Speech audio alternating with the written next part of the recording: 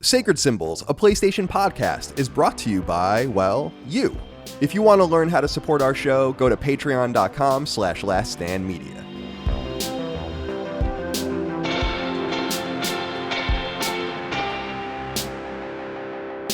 Greetings and salutations. Welcome back to Sacred Symbols Plus, a PlayStation podcast supplement. My name is Colin Moriarty. I'm joined today by a guest you've been asking for. You've been asking so much. David Jaffe, welcome back to the show, my friend. Good to see you. How are you today? I'm mad because we're mad at each other. Yeah, that's what I've heard. I mean, I've heard that too. Now, I think some of this came from some of the things you were saying on your show that you were last year. Yes, but go ahead. So people, and I appreciate it because I think their hearts were in the right place. But I think people kind of took. I was basically responding to a video clip you guys put up because I think you did a poll or you asked your audience who's the most hated member. Oh yeah. Sorry. And it was me and you. I was at the top of the list and you were right under it. Right.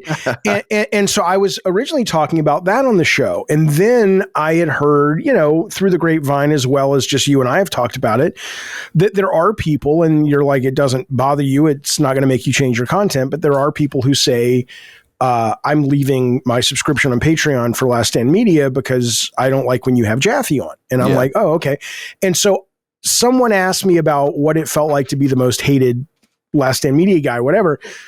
And I was like, I don't care. I said, but I don't like that it is costing those guys money, and they're, and that I don't like. And I said, and it wouldn't surprise me. I said, I haven't, been on their shows recently and I get it. And people are like, that's a shitty thing for Colin to do. And I said, I don't think so. And I said, I don't know if that's what's happening. I said, it wouldn't surprise me if they were like, you know what?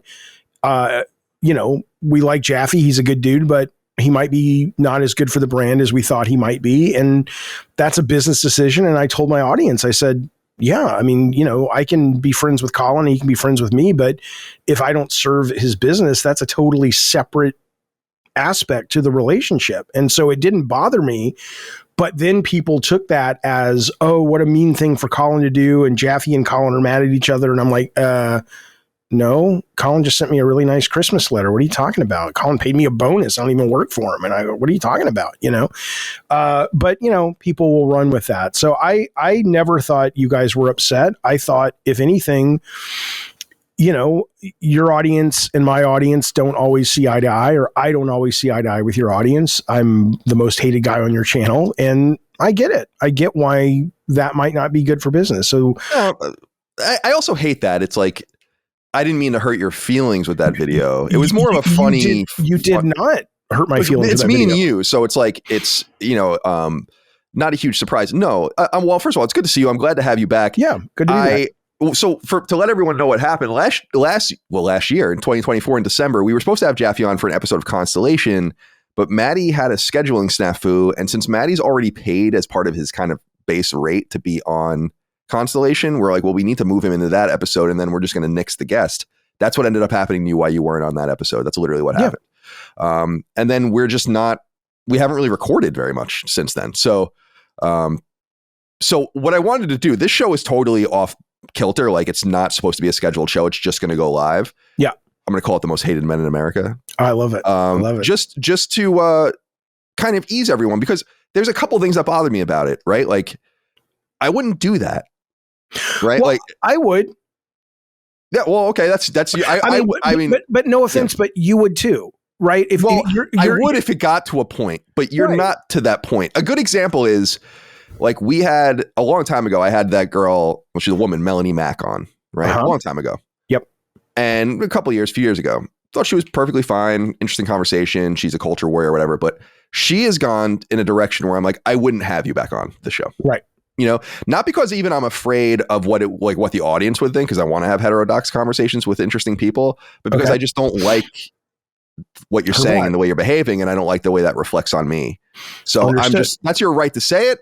Not going to stop you, not going to say anything about it, but I'm not going to have you back on the show. So yeah, there is a line. Yeah, but we're not at that line. But that's even a moral line, though, right? I'm talking just, we are both service providers, right? I mean, our jobs are to give the audience what they pay for and hopefully surprise and delight them with more than what they have thought they were paying for.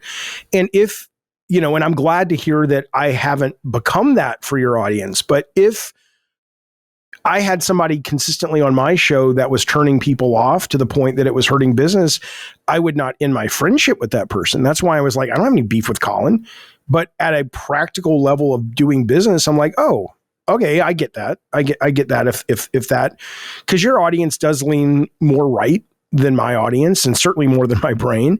And in that, I could see them going, they are not fans, but I know there's a lot of your audience that loves when I'm on, and I love that. And I love the comments, and I comment in the comments. And so, no, all of that aside, though, I can also be, as I mentioned to you in my email, I can also be a sensitive guy. And sometimes I'm like, oh yeah, that really, if that's what's going on, that would suck. That would make me sad. But fundamentally, I wouldn't look at it as a negative about you, and I wouldn't look to change anything about me. What am I going to do? Become, Alex Jones just so I can fit in at Last Stand Media? I mean, no, not wow, that. I don't know that Alex Jones would fit in. Well, maybe he would. He's very funny. Yeah, so I'm talking about like some of the guys in the comments that are just like the version of me to the right.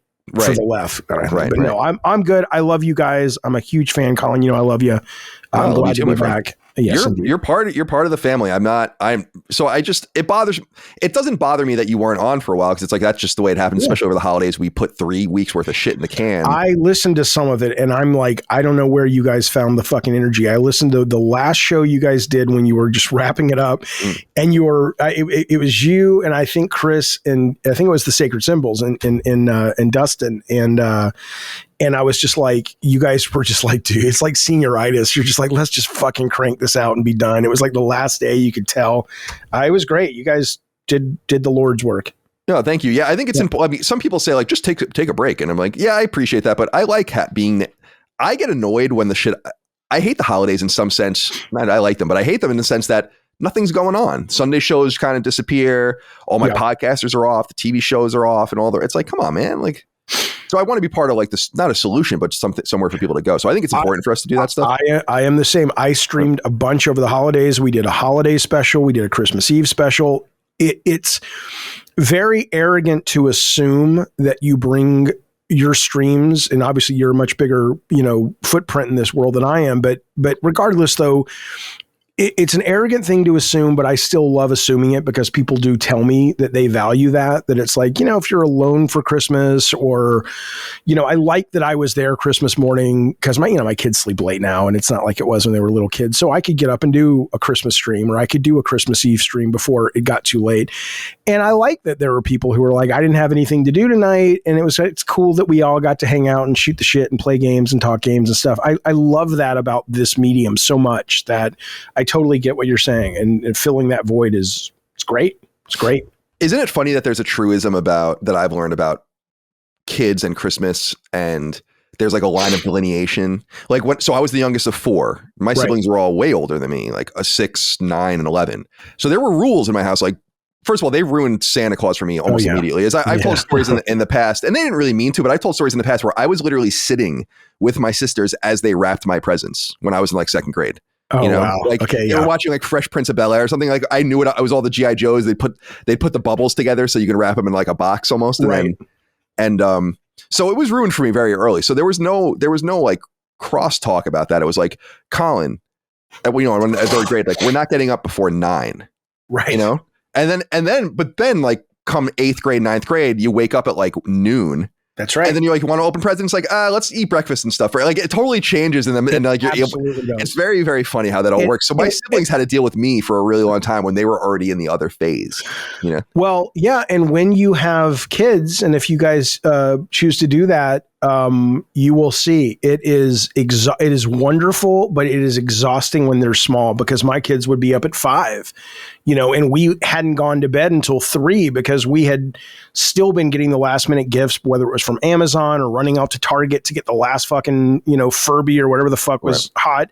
And then you're up till 3 a.m. wrapping it. And then you got knocks at the door at 5 a.m. going, Santa came.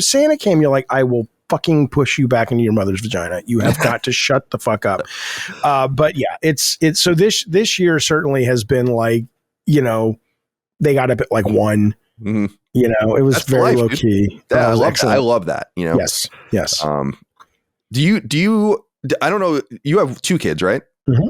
So maybe it's half the number. I don't know. We had a very specific, like, you had to go in order too. Like it was a round robin sort of thing. Everyone had a watch. Like everyone had and so I would have more presents than everyone because I'd have, like, you know, Dagan would get a nice skateboard or something expensive and a few other things. I'd get like a bunch of little toys. So I'd have to open like 4 at a time. Right. And then it would be Allie's turn and then Dana's and then Dagan's turn. No, it was just kind of whoever was handing out the presents, whatever they grabbed. And, you know, you also go through this phase where I remember Scott Campbell at, who I made the Twisted Metal games with. And he told me when they sold, his studio to Sony, and, you know, they had been working as, you know, incredibly key people, but they didn't have any ownership. And so they'd get a little bonus here and there, but they didn't make big money. And when they finally sold the company incognito to Sony, the key people got, including Scott, made some real fucking money. Bought a big house, has a fucking basketball court in the fucking house, you know, that kind of thing. Sick. Love it.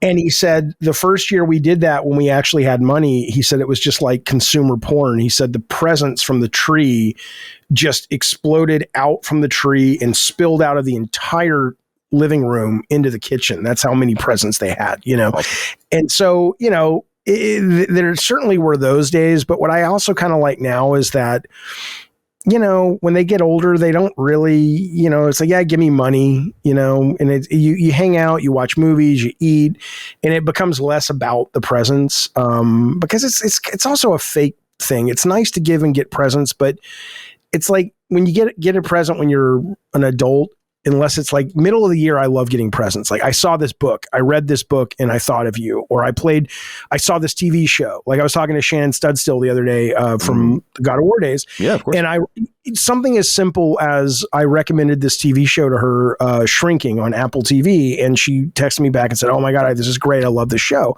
To me, that's a better, more thoughtful gift than like, oh, it's Christmas time. It is now time to go, what do I get Shannon? Right. And it's like, I don't like that as much anymore. But, you know, when you're a kid, it's delightful. I'd love to have Shannon on the show at some point. She was always a delightful person to talk to. She's getting back into it. I don't think she's announced where she is, but she's back in the game business. She's working at a really interesting company. I will mention to her, you know, she doesn't like to do press. She doesn't like I know. all that. She should remember me though, because we've had, I hope I know she knows who you are. Yeah. We had some nice conversations in the past. Yeah. She won't even come on my show though, but I think I understand. She knows, but she knows because I'd ask her where the bodies are. And I don't think you would care to ask about the bodies. You care to ask about more relevant things to your audience. It's so funny you say that, because it's like, when I have people on, I was talking to Neil recently, Neil Druckmann, about, you know, could we get you on this year and all that kind of stuff. And it's funny because people think, like, I know how to conduct an interview. I know you do too, where it's like, I'm not going to like go at the craziest things. You have to kind of, you know, work around the edges and hope to get a few interesting scoops. If you go too quickly into the middle and you try to go to the heart of the matter and you try to leverage and utilize an opportunity like that, you're just going to alienate yourself in the interview subject. They're not going to want to talk about those things. You have to just get what you can, you know, as opposed to thinking you can get anything you want. That's how I feel when I interview anyone big, personally. But and that's why a lot of people ask me to do interviews. In fact, I'm doing an interview this Friday, by the way, on my show. And somebody said, oh, you got to tell Colin and see if he has any questions for her, because, and I'll tell you who it is in a second, but it's not that I always look for the scoops. I just look for the honesty. Like I won't do interviews with people who, like, I want to know about the person, and not because I think I'm some kind of brilliant shrink or interviewer, but because that's what genuinely interests me. I don't really care, unless it's something really innovative, about the feature set of your new video game. But I want to know what your headspace is like when you're designing that. Why do you feel the need for that? What is the pressure like? How's it affecting your marriage? That's, to me, the meat. But yeah, I'm not a professional. Like, I've never been a journalist, never had the skill set, chops, desire to kind of go into that. So certainly if you're interviewing for a living, I get what you're saying. Like, if you got Sean Layden, in fact, I thought, I want to say I heard Greg Miller was interviewing Shu today. Yeah, I heard that. Yeah. And I haven't seen it, but You know, even with Shu, now that he's out of Sony, he's not gonna. He's still. I've said this about him before, dude. Is like people in high positions of power, even higher than Shu, have told me things. Scott Rhodey is one of them, right? Yeah. I think I've talked about in the past how Scott Rhodey pulled me in his office in San Diego once. He's like, so like, what do you think about us bringing back Resistance? Now this is like because he's just playing around with things, you know, like it never came around, but he trusts me enough to say that to me, and he knew I wasn't gonna write about it. But I would say this about Shuhei: I've been in, I was gonna say intimate situations with Shuhei. Everyone's gonna go, we've been at like really nice dinners, really intimate affairs where it's just me and him for a couple hours. I can ask him anything. We have some pretty deep conversations, and he didn't tell me. I didn't really even ask. He's one of the guys that wouldn't say a fucking word about anything, you know, that they're doing. Like they're nothing, never. This is off the record, but never. Don't tell the PR people this, but it was so I'm going to be really interested if he has anything to say, because I love him, but he never really had anything to say. No, he plays the game, played it well. And I think it sounds like he can. Let me ask you this, because it sounds like he wants to continue to play the game. My guess is either he was pushed out or he got an offer to do something like that's going to let him really soar. Like if in my fantasy, Devolver or one of these indie places called him and said, run our Japanese division, we'll give you some ownership, because he's so good that I hope it's something like that and not one of these, oh, okay, goodbye old school, see a shoe, you know, but I don't have any information on. Yeah, I don't have any hard information either. I've inferred what I think has gone on with him, which is, and you and I have talked about this, I think we're in agreement, like he was demoted. Like it's hard for me to, here's my theory, like of the case is like, and all this is just, I don't know. I have no, it could be every part of this could be completely wrong. But what I read about it is he had an X year contract, right? Okay. Like you're under contract for X amount of time or whatever with an option and so on and so forth. And you think you're on this certain trajectory, but you're actually going to be in this different trajectory, and you're kind of just playing it out at that point. Like playing, you know, you're making a lot of money. There's no real reason to leave, but you're not necessarily thrilled with your position. It's very hard for me to believe that Shuhei Yoshida went from the head of Sony's entire first party operation to running their indie games in the least important indie game space that PlayStation has ever really existed in some sense, like where they talk about it the least, probably since the early PS3 or maybe even late PS2 generation in some sense. Right. So I think it's hard for me to believe that he's like, yeah, I'm just not going to be that anymore. I'm going to do this much less important thing now. However, I know he has daughters he's really close to, and it's a lot of travel and all the rest of it. He could have just been like, I don't really want to do this anymore, but I don't want to leave. So it's entirely possible it was voluntary too. But that's the way I always read it. It's like when I see Herman Holst especially promoted as a CEO, and then I'm like, so, I mean, how is that not Shuhei Yoshida? You know, should he have stayed in his previous position? You know, right. Like, well, why do you think well, I was gonna say the second to last person goes there. The person after him that replaces him becomes the CEO. Yes, but why do you think he left now? Do you think this was of his own? Yeah, I think so. This is what I'm saying about the contract is like could just be his time's up. Like they're not renewing, they're not paying, and then maybe people are sniffing around because he's at, you know this. I mean, he's at a certain echelon of, you know, probably. I wonder what you think. $3-4 million a year, something like that. He makes. I would be so depressed to know what these people make at this point. Because when I found out Miyamoto made like $1.5 million a year, I'm like, are you out of your fucking mind? Right. So I have no idea what these guys make. I think studio heads will make about $650 maybe, depending. But if you're talking about, you know, one of the leaders of the various studios, I mean, it's got to be a lot. It's got to be a lot. Then there's bonuses and all that shit. Right. I was gonna say release bonuses, which are probably very nice depending on where you are. You know, probably 6 and maybe even 7-figure bonuses depending on where you are at this point. But I so that's my theory of the case. And so, it might be time for him to move on. I always thought he was a really insightful person. What I think is what happened with him is what happened with Gio and Gio Corsi and a few other people where they're like, we don't want these personalities anymore. And you guys, and we can't put you back in the bottle, you know? It's hard for us to like put you back. So they kind of remove him from the picture. And then you have this guy like Herman Holst, who's a nice guy, perfectly nice, capable person. Sure. But he's not Shuhei. You know, he doesn't say anything. He talks to GQ and PlayStation podcast or whatever. Right. You know? And so I think that they were just kind of removing all those pieces. And the same thing, I know that they didn't like Gio for the same reason. You know? Let me ask you this, because when you frame it that way, it's very evident that Sony, or PlayStation specifically, has drastically changed.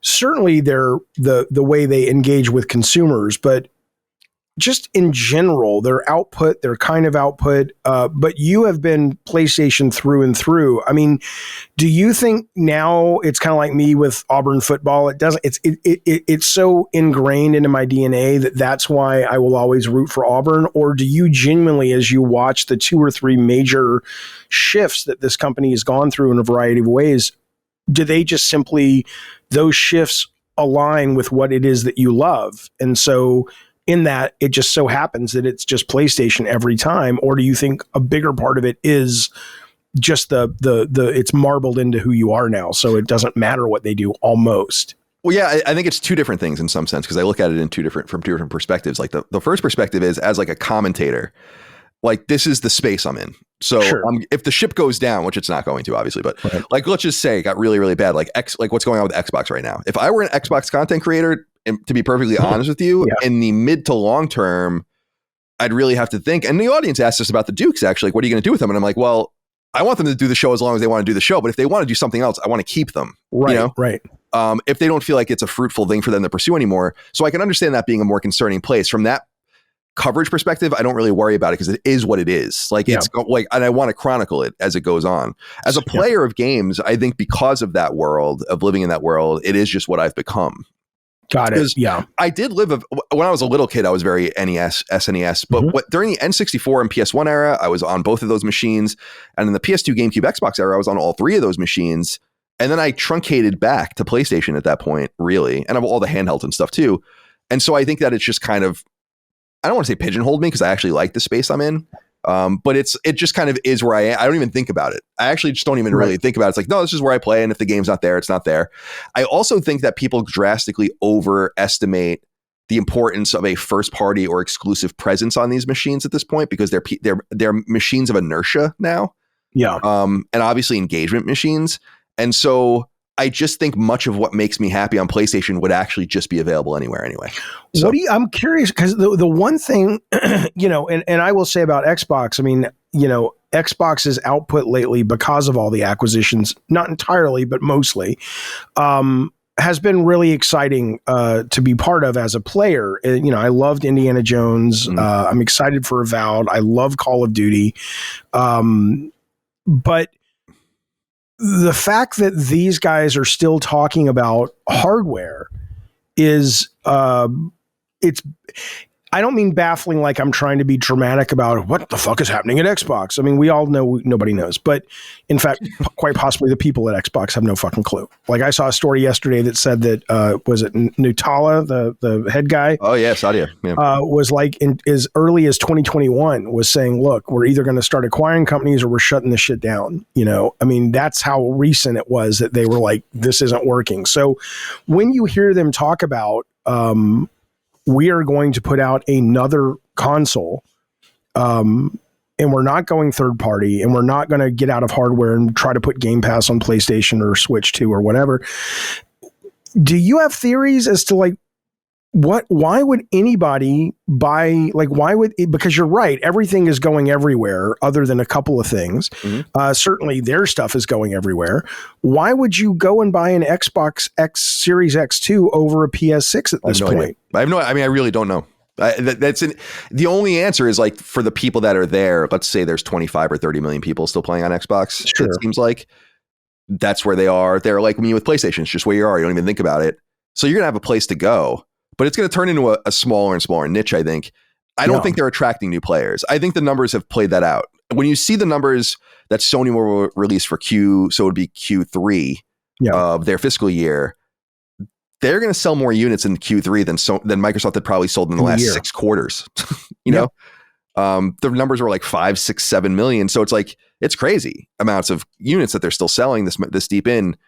And it seems like it'll be one of the great pieces of irony of all time. It actually is. Like, they actually just flew too close to the sun. Like, Xbox kind of had a plan, and then they started to kind of execute on it with Bethesda, which is a good purchase, especially at $4 billion, less than that.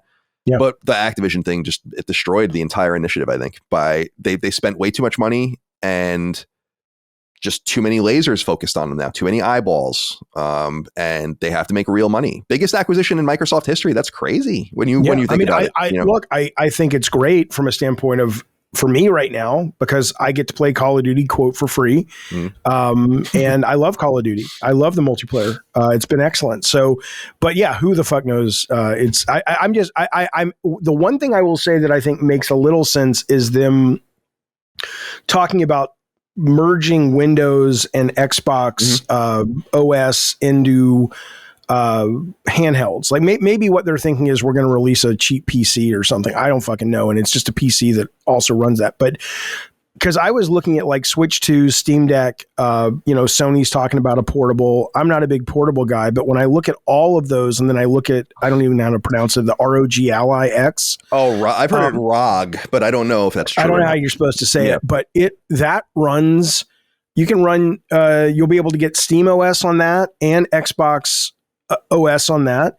And so you can get Game Pass, your Steam games, your PlayStation games, because they're on Steam, at least until they launch something.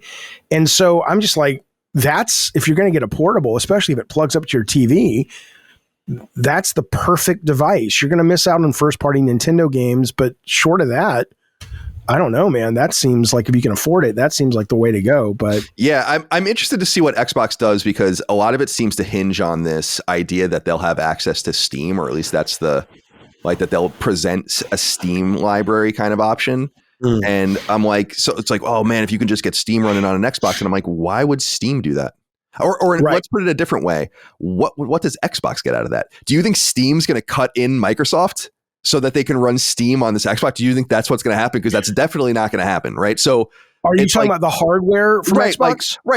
There's this idea. It's like, what if it was all unified, and you had these different options? And I'm like, that just wouldn't get Microsoft anything. Yeah, I guess you would sell some hardware, but that's not their that's not their storefront. They have, but that's what I'm saying. Even the Steam Deck doesn't make sense to me anymore now that the Raj is out there. Right.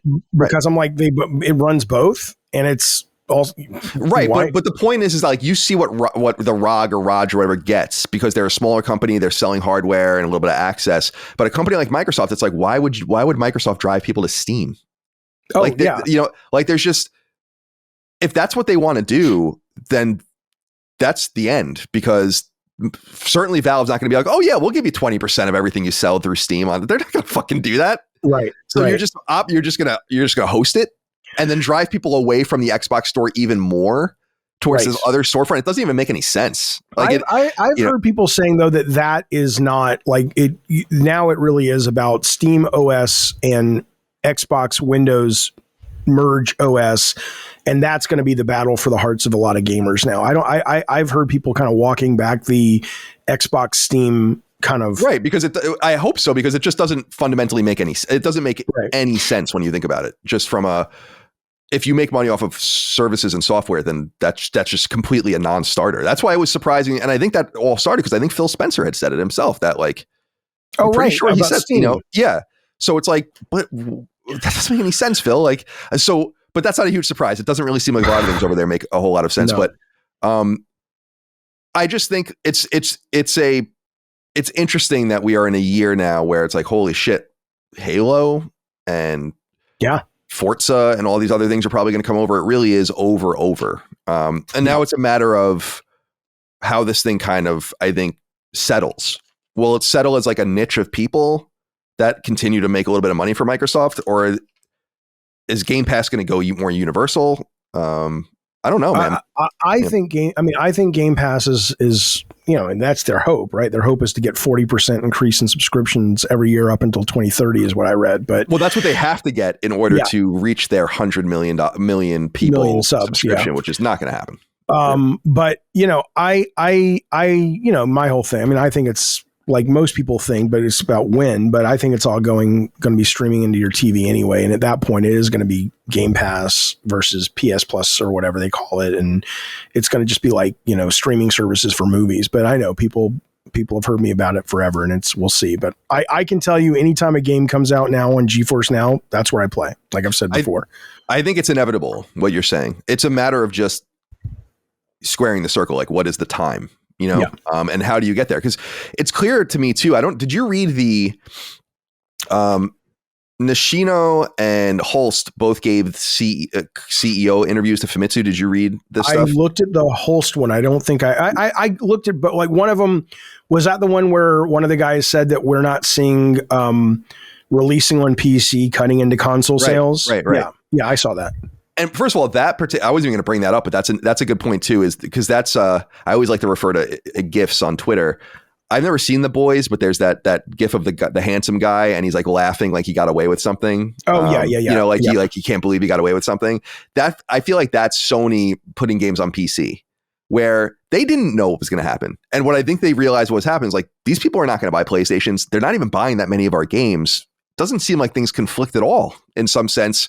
They're probably like, on to the next. Now it's a matter of like closer releases for, I think, single player games and how much they're going to try to get away with that.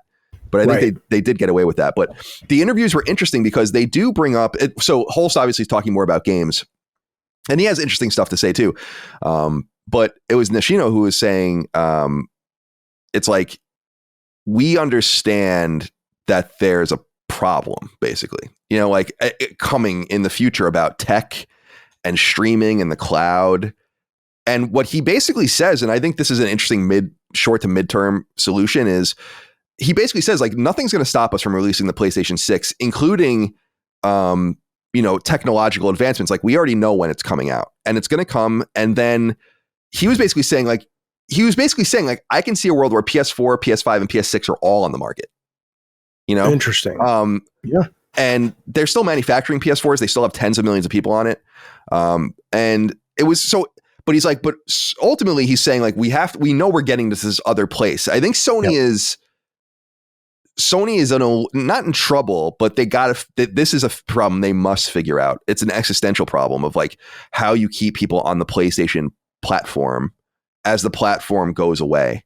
And what I think that they're trying to do is just make massive engagement machines like the Portal, the promised new handheld that's probably going to be a PS5 or maybe even a PS6 handheld and things like of this nature, just to capture as many people as possible into a system and an ecosystem where it would be weird or peculiar for you to leave, even when it was possible, without much of a, let's say 2040 or something, when you really are playing through your TV. There really are service providers all over the country, no latency, all that kind of stuff. You have to get to that point. So they know, right?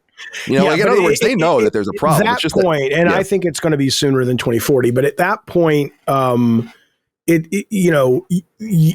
you run it through the filter of other subscription services, where people have gotten comfortable subbing and canceling based on what it is they want to see that month, you may be comfortable with the PS Plus ecosystem, but if the new Indiana Jones, which you're a fan of Indiana Jones or whatever, is on Game Pass, you might go, okay, I'll be on Game Pass for a month. Just like you might cancel Amazon to go watch the new season of The Bear on Hulu and then go back to Amazon and Netflix. I don't know. Here's an interesting thing. This is so funny you bring this up because I was thinking about something kind of parallel to this. So I got rid of Netflix a long time ago. I was on Netflix for many, since 2003 or 2004. Yeah. And then I was like, why do I have this? I don't watch it. I don't care about it. I'm not really into it. Canceled it. And then there were football games on Netflix on Christmas. Oh, right. So I was like, okay. So I went back and subscribed. Now, when I've jumped in and out of things like HBO or Peacock, it seems like it remembers me. It's like, oh, welcome back. Here's your watch history and your account history. Yeah. I go to kind of just log in to Netflix and I'm like, it's like, this email address isn't found. Like, what the fuck are you talking about? Like, I don't have an active account, but like and they're like, no, this account is just not registered. And what they're basically doing is just purging all of your shit. So like in other words, your watch list, your favorites, all of these, your score, your review scores, all these different things that give you that kind of affect your algorithm. And in some clever sense, it's like, oh, if I leave, you just pretend I never existed at all. And because the quality of life experience of the remembering and your watch list and all that. Right. And just even, right. Like having a thing where I thought I would just be able to go to Netflix and be like, turn on my account. Right. But it's like, no, fuck you, dude. You're out. Now I think about this in terms of games. It's like the one way that these people can keep you captive in these different services is to say like, you want to lose your achievements? Oh yeah. Yeah. Yeah. You want to lose your cloud saves? your progress. Like, that's the kind of shit I wonder what they're going to do with, because in a situation where there's not universal, let's say there's like The Last of Us Part 4, and it's just this thing that could be accessed from these different angles, but these services are not going to play with each other like that, and the saves are going to be unique to, even if there's multiple builds of different games everywhere.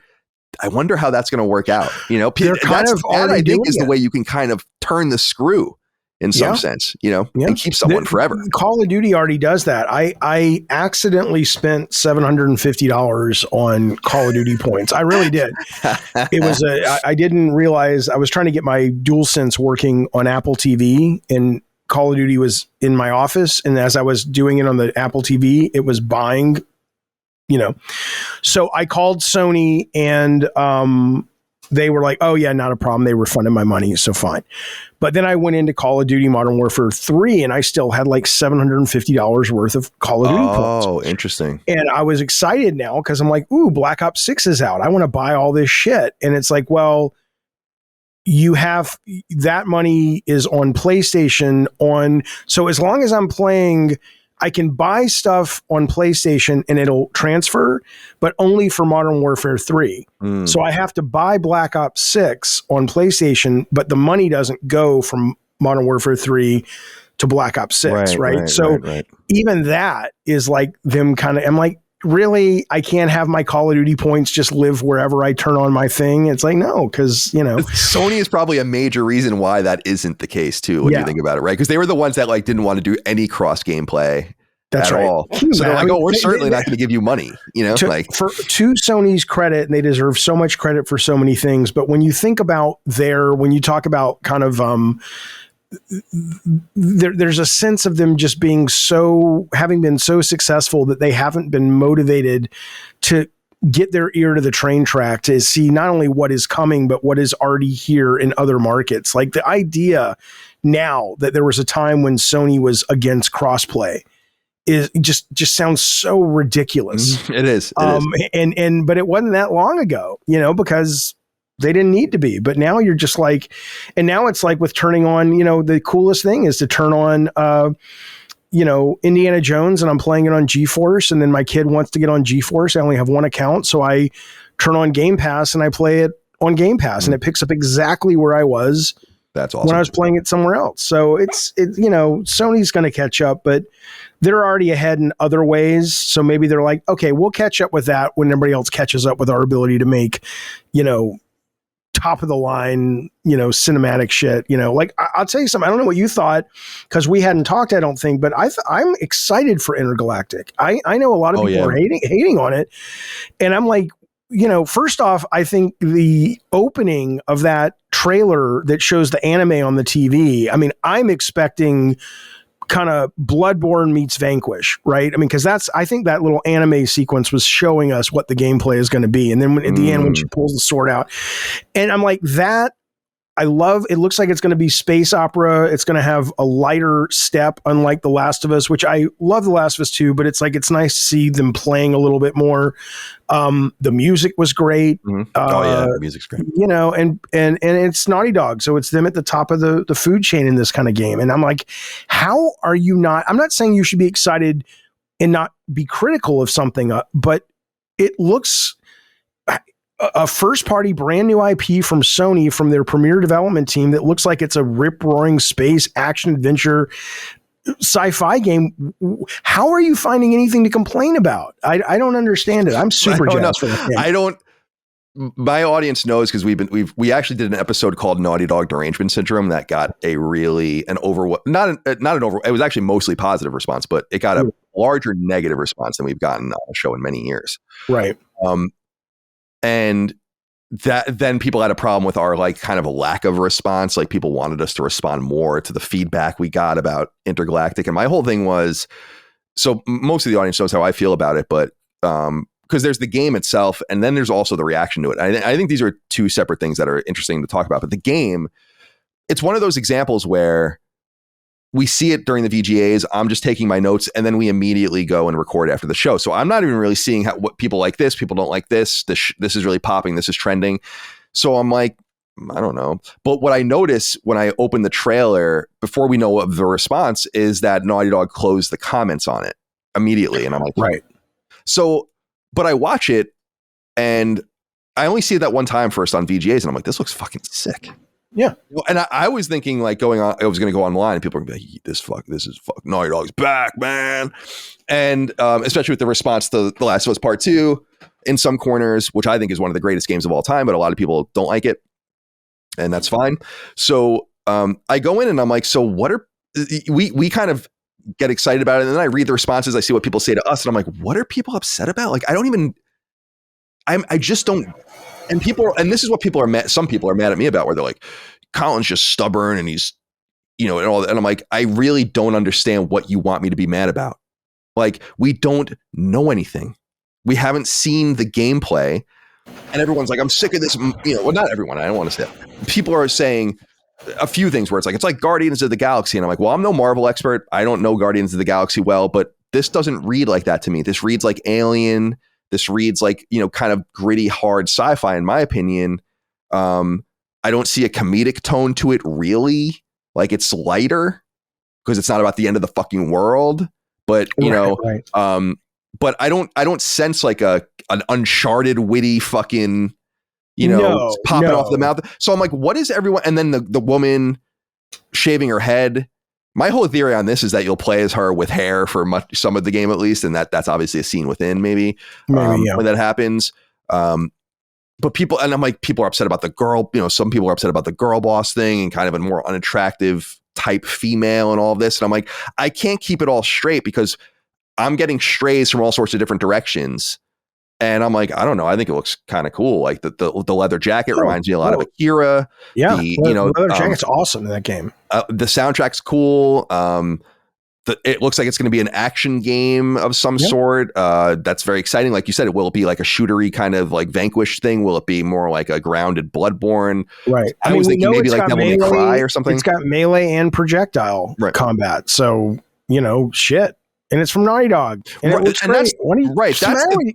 That's the thing for me. And I know that people think it's like, well, Colin's just a fanboy and all that stuff. And I'm like, I guess so, because Uncharted 2, Uncharted 3, Uncharted 4, The Last of Us, and The Last of Us Part 2 are all in probably the top 100 games ever made, in my opinion. It's pretty fucking extraordinary.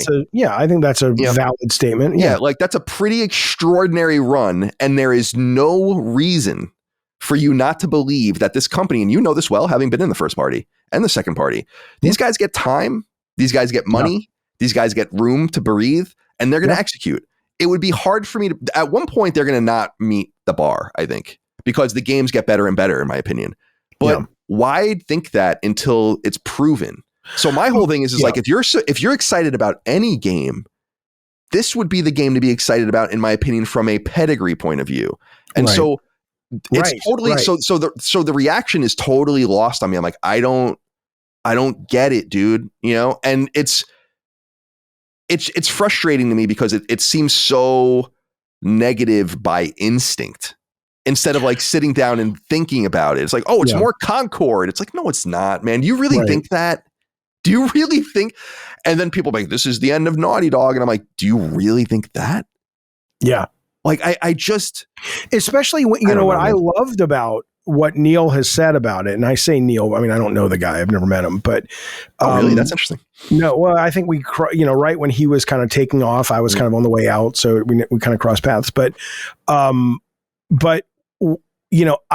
was one of these people that was like, okay, Neil's gone. Because once you get a taste of Hollywood and given the fact that his episode of that he directed was quite good. I mean, it wasn't like a vanity episode where it's like, I give Neil, let him direct, It was really well done, the live action of the show. And so I was like, I don't know if Neil's going to be around for much longer. But then he started talking about, and I loved this. I love hearing him say this because it shows that, and I know Straley gets a lot of deserved credit for a lot of what he brought to the design.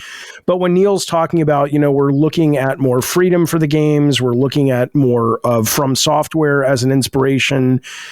We still want to craft a narrative that's compelling, but we want to give players, we want to play in that space of more agency and stuff. To hear a Naughty Dog lead saying that when they have been so much about for so long, look over here, go here, look at this thing we came up with. And it's more about, I think that's really a neat evolution for a studio like this. So I'm super excited. What I do think is interesting is if you hear a lot of the people who are bitching about it, what they'll tell you is in a vacuum, what you're saying and what I'm saying is correct, which is they have the pedigree, it could be great. It's a fun genre, blah, blah, blah. But they're like, we've been burned so many times on what they call sort of the DEI demon. I added the demon part, but you know what I'm saying? The DEI stuff coming in, that they're just immediately knee jerk against anything that's not, the video game version of Twisters, the movie that came out last summer that was the most vanilla, middle of the country, product you could come up with intentionally.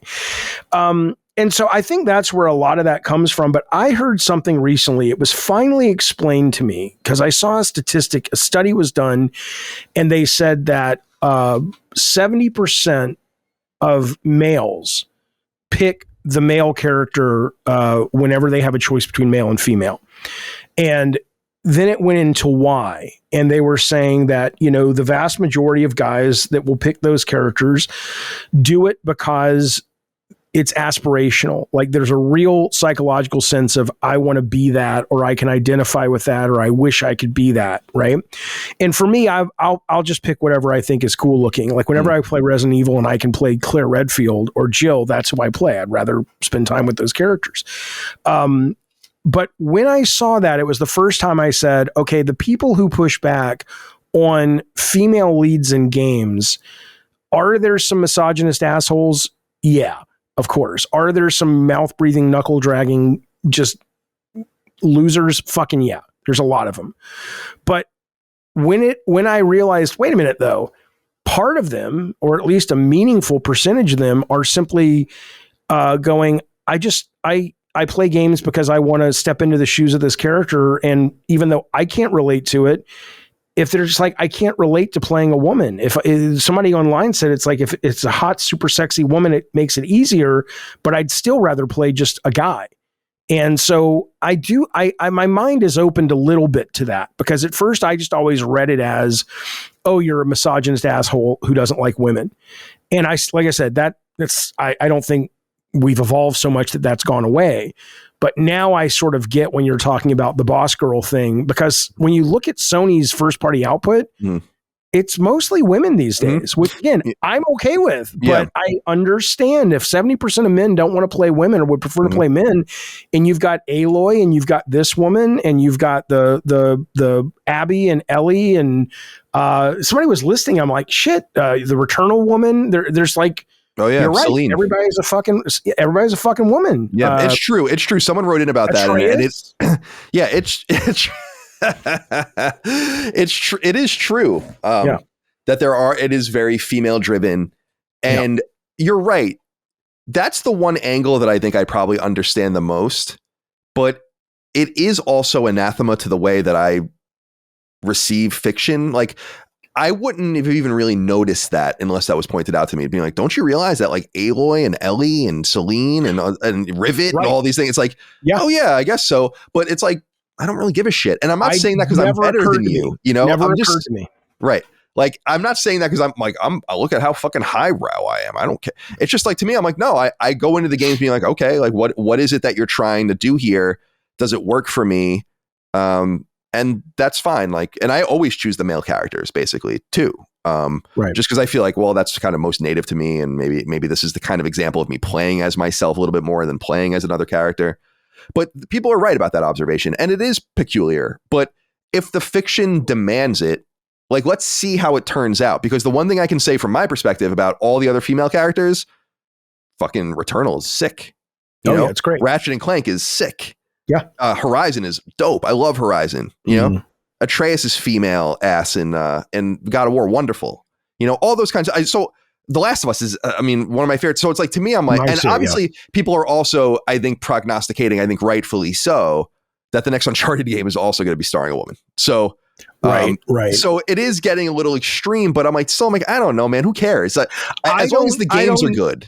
That's I think what I care there's about. a psychology about this whole thing that is not understood by gamers, by game developers. I really think there is, it really is a fascinating subfield of research that I wish somebody would do. Everything from, first person or third person and how it affects you. Like, there are people that are real serious about, I will not play first person, not because it makes them sick, but it's like, I only like third person games, or I don't want to play a female because I relate to the male. And I'm like, it's more immersive. I'm like, I don't even think when I'm playing a game, I don't even fucking look at the avatar half the time. Like, unless it's like I'm playing a game right now called The Last Antidote, which is a total TNA hard R-rated Resident Evil clone.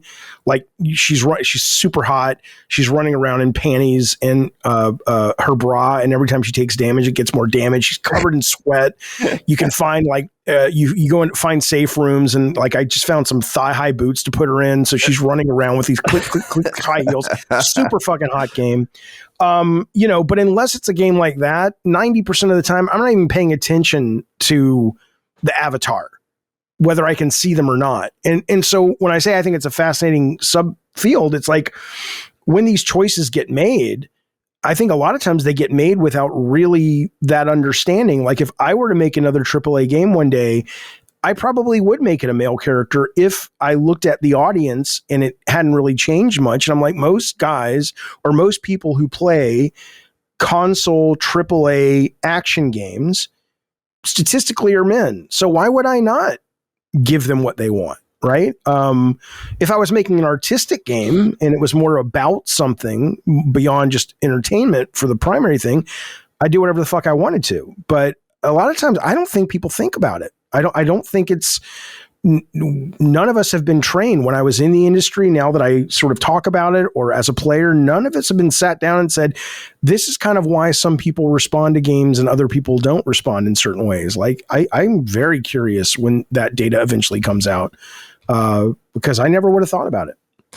This is what kind of frustrates me about, to the point of what you're talking about, where people are upset. Some people, not most of the audience, but there's an enormous number of people typical to what would usually be mad at me over my reaction, not only to Intergalactic, but to people's reactions to Intergalactic, which I think are just completely weird. Some of them, but what's the most aggressive or weirdest reaction that you find just hard to fathom?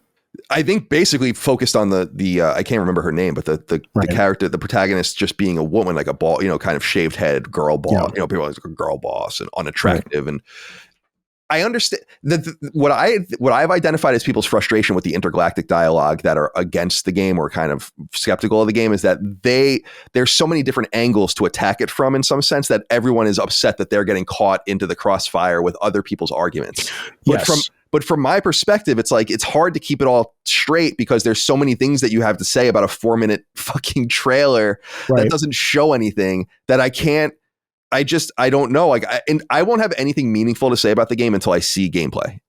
And at that point, I just want to see what the game's like, and then I probably won't pay attention to anything else, and I'll just be there day one. Is it possible the game is fucking terrible? Sure, it's possible. I would find that incredibly surprising. Like, that would be a major. If Intergalactic isn't a great game, like a great critical reception game, that would be a major problem for Sony. They wouldn't release it at that point. They can't afford to do the reputation hit would be more damaging than the financial loss of releasing a game that is shit. I just don't think that would happen. Right. So that's my whole thing, is like, I would understand if this game, if you saw the exact trailer and there was just some random studio name attached to it, I would understand a lot more of people's skepticism generally.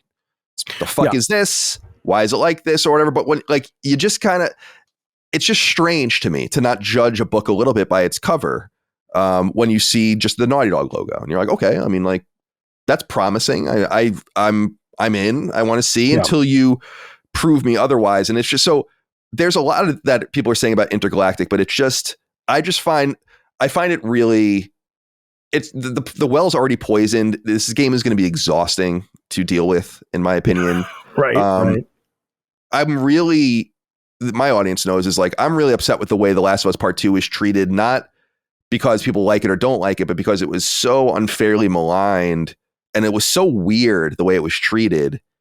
And I'm like, damn, this is going to be fucking 5 times worse than that. Like, I could already tell. And it's a bummer because people are always saying like, we got to stop talking about the negative and stop, worrying about and I'm like, okay, like the best studio Sony owns is just announced the game. Something to be excited about. Nope, that's got to go into the fucking chipper as well, the wood chipper as well, so we can fuck that up too. And I just find it exhausting. And I find some people's responses to it exhausting. If you read the comments on the most recent video, it's like, this is the beginning of the end of Last Stand Media. This is how it starts.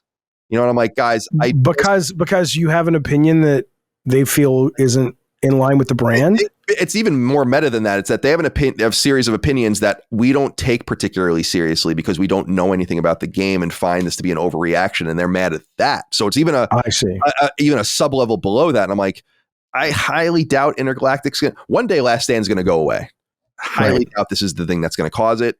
Maybe I'll knock on wood. Maybe it does. Maybe it doesn't. I don't see how that could possibly be. Look, and frankly, I think that's like destiny bringing me in another direction if that were to happen, because that would portend an industry so insufferable that I wouldn't want to do anything in it anyway. But I don't believe that that's what most people want.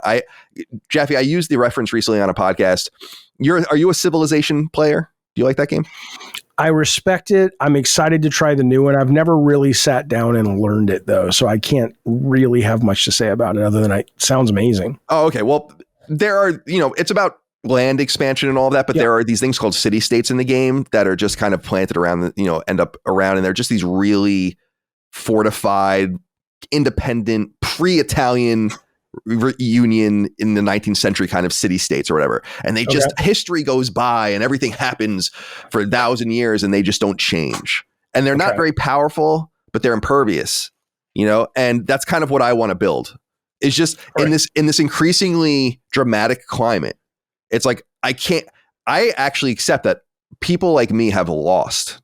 Like, I think officially lost. Like the culture, the ecosystem, the dialogue around games is not what I want it to be. Like, it's the exact opposite of what I want it to be in many ways. It's short form, it's grifty, it's easy, it's base, it's driven by a lot of people that don't play games at all, which is fucking crazy. That's why people. Coming to learn that has been nuts to me. People hide their achievements and trophies and all that. I put my trophy list out there. I'm like, no, keep me honest. Like, if like the second that I stop playing meaningfully is the why second. Do you need to even be kept honest? Who would lie about wanting to do something fun? I don't know, but the point is that like it's just so deeply poisoned that it's not that I like it, it's that I accept it. There's nothing I can do about it. The best I can do is be out on this peninsula, this archipelago of impervious islands that it's just like, leave me the fuck alone. And if you want to come and be a citizen of this land, put your papers in. But otherwise, not to paraphrase The West Wing, but the minute you lost your audience was probably when you started using terms like archipelago of this impervious island. I think the writing was on the wall at that point for some of your audience. Like what I appreciate though too is that the silent masses of people that want something different are speaking more too. Like on the Naughty Dog Derangement Syndrome episode, it's true that it has like 700 downvotes, but it's also true that it has like 1,200 upvotes. And what's funny is that brought out both the positive and the negative. The people, because most of our videos don't have nearly that much interaction. Right. And so it's like people trying to kind of like use it as a scoreboard or something. But I'm like, cool. So Intergalactic can be consumed by most of the dialogue that I don't want to be a part of, and we can have just our little slice of it. And it's not very meaningful, and it's not very, I have no power. I'm just a dude on the internet.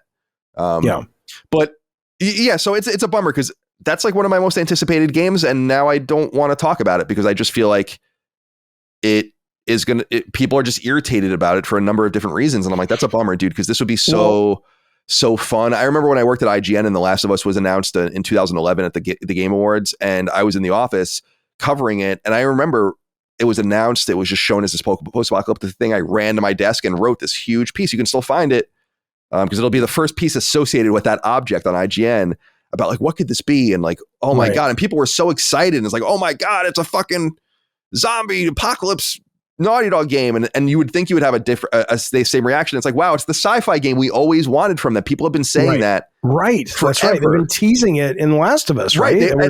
Dude, when I saw that trailer before we saw the name Intergalactic, I'm like, are they going to call this thing something, Shattered Starlight or whatever the fuck they call it? I'm like, because that would be fucking sick. Yeah. But regardless, it's like, I thought this is what we wanted.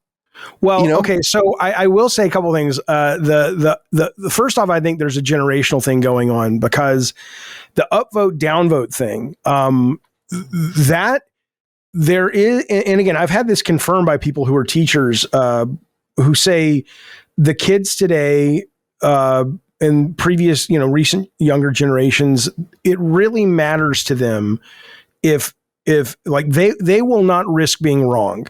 So being in the bucket of, oh, you were ratioed, or, oh, the downvotes. Well, Colin, look at the downvotes. And it's like, that's supposed to mean something to someone at my age or your age. And it's kind of like, okay, so what? You're telling me that I'm not supposed to, like, my job is to, as you or me on my channel, my job is to constantly just, put my finger in the wind and go, what do people want me to say that will make them like me? Right. And if I give you that, I'll be successful. And it's like, you realize that that's what you're asking for is basically someone to entertain you that basically just does everything and confirms every bias, which I guess is a valid business model, but I don't know why people would expect that of you. Certainly not of me. Right. You've never been that. I agree with that entirely. And that there's like a subsection of people that are just so eager to throw me away because of it. It's like, okay. I mean, like that's, in some sense, I actually think that's good for business because it clarifies what I'm trying to do in my own mind. I'm seeing a lot more consternation in the audience lately, just about a lot of things. Who I have on, it could be you, it could be Stuttering Craig, who I had on in December. Yeah, I fucking hate that guy. I know. What? But also, I didn't even know that until after the words. It doesn't matter. I don't care. Right, but even then, that was my whole thing. I'm like, I didn't like the way people were reading into it about the way I felt about you. And it actually caused me to respond to a few people, which I very rarely do. Oh, I wasn't familiar that people were complaining to you about him. Oh, no, they were. But I'm like, dude, I don't even know. It's actually what I wanted to ask you more about at the top of the show. And I guess we can get into it because I'm like, I don't even really know what happened with you that got everyone so upset. Like where people were like, why aren't you having, and I'm like, so something happened with Jaffe and people were upset with him. And I'm like, I don't even know. People are upset with me all the time. But so it doesn't matter. We don't have to get into it. It really doesn't matter. But it's only if it's entertaining to the show. I don't care, but I'm happy to share.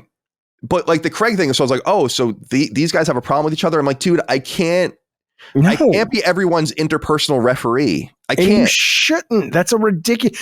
If you subscribe to this channel, audience, and you want Colin. What you're basically asking him to do is limit the pool of people he can bring on to entertain you and educate you and inspire you, because now he's got to have a fucking what's the guy's name? Alan Wake with the writer's room with all the lines connecting. Go, this guy made a thing about this guy 8 years ago. I mean, shut up.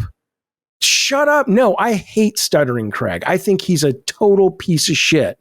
Personally, he might be a great person. I'm not accusing him of anything. I don't know him that well. Fair. Yeah. But so what? A lot of people think that about me.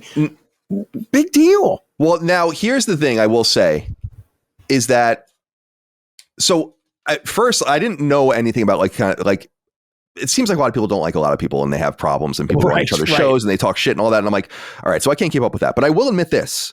Yeah. To the audience's credit and to my credit about how I feel about you. It was very similar to what I was saying about Melanie Mack earlier, where I'm like, just based on her use of the word faggot and all these kinds of things, I'm like, no.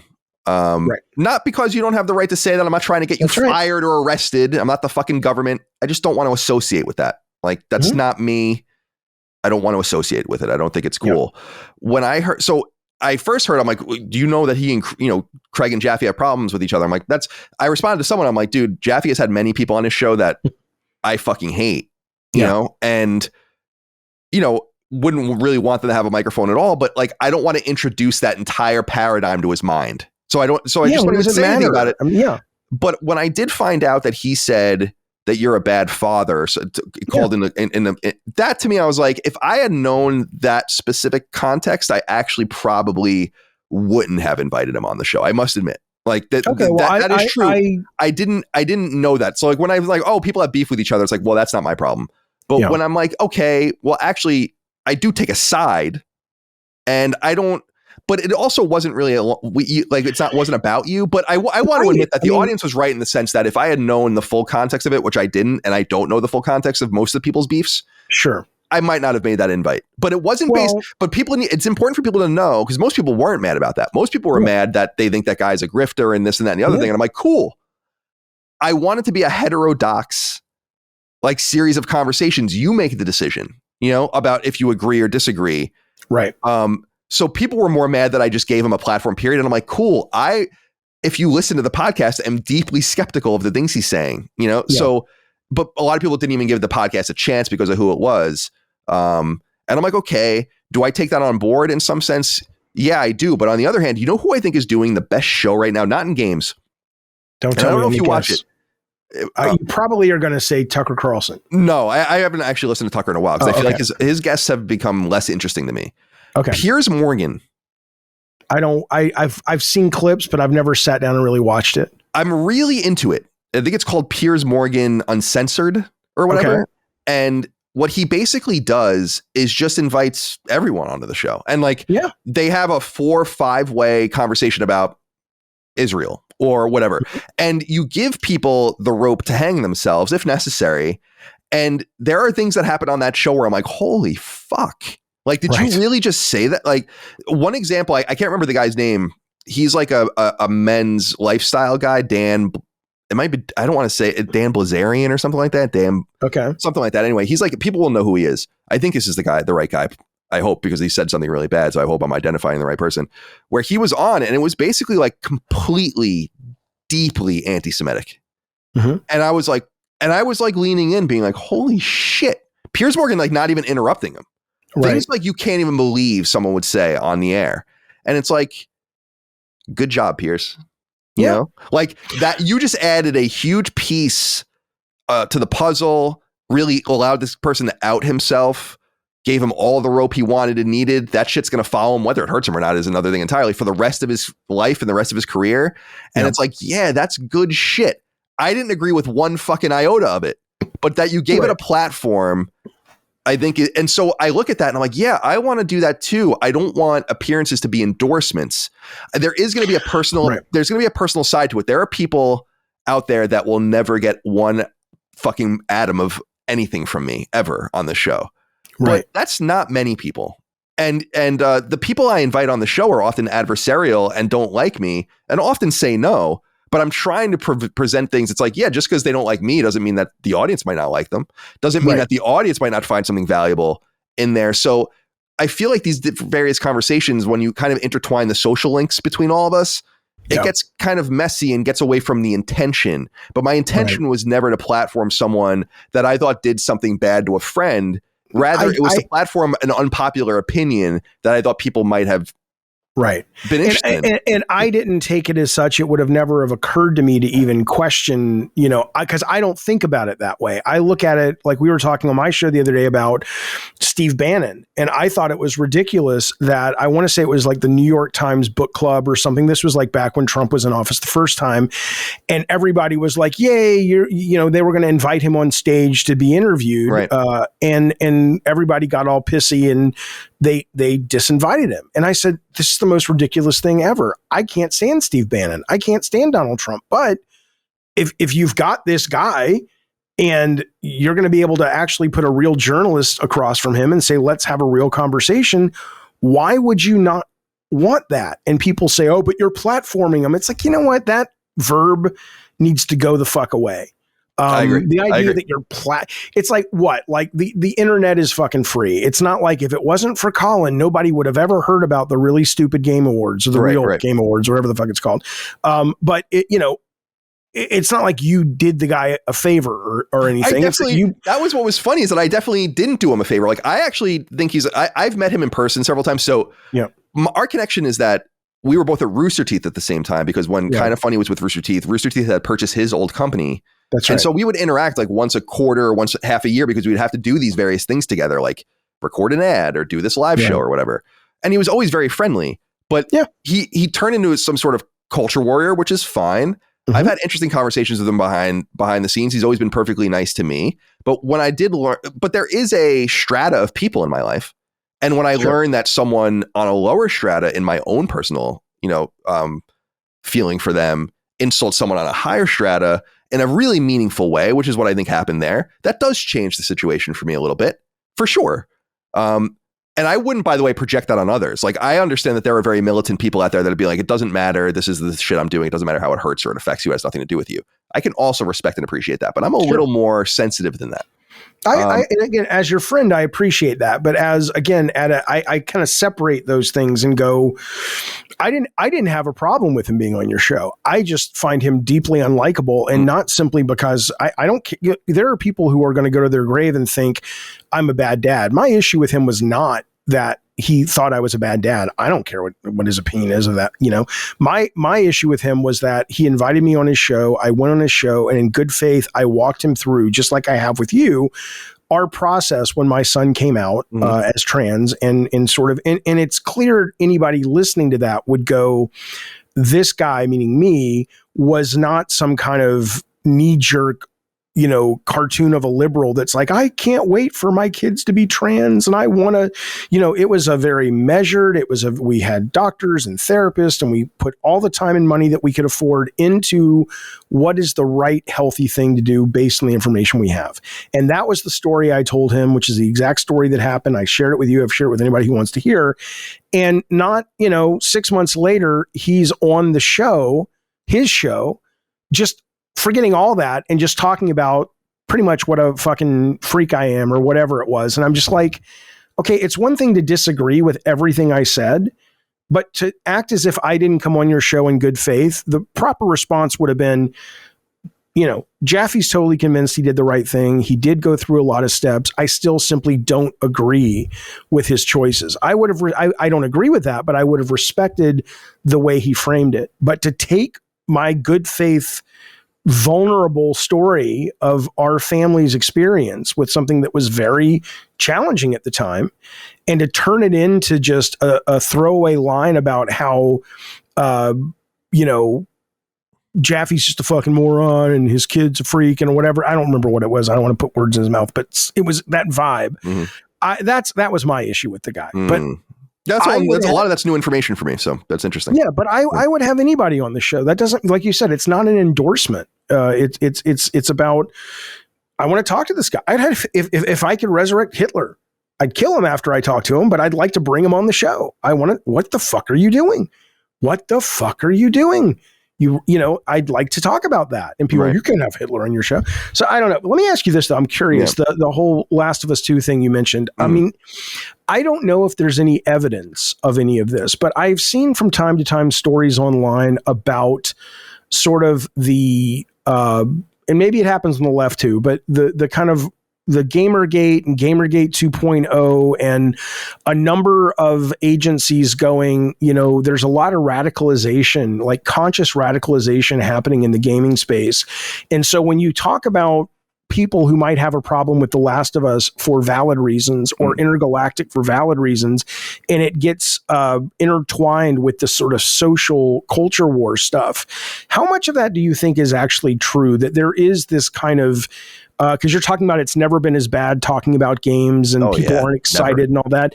Do you think there is a meaningful component to the discourse that has been intentionally influenced by these sort of groups that want to do, I don't know what their agenda would be, but want to do that? Well, I don't know how much it was engineered to be the way it is now, as much as it is a result of. Yeah. Let me back up. It's certainly true that gaming discourse for a long time and many game studios today are dominated by left-wing ideologues. And I think that is always going to create a reactionary movement.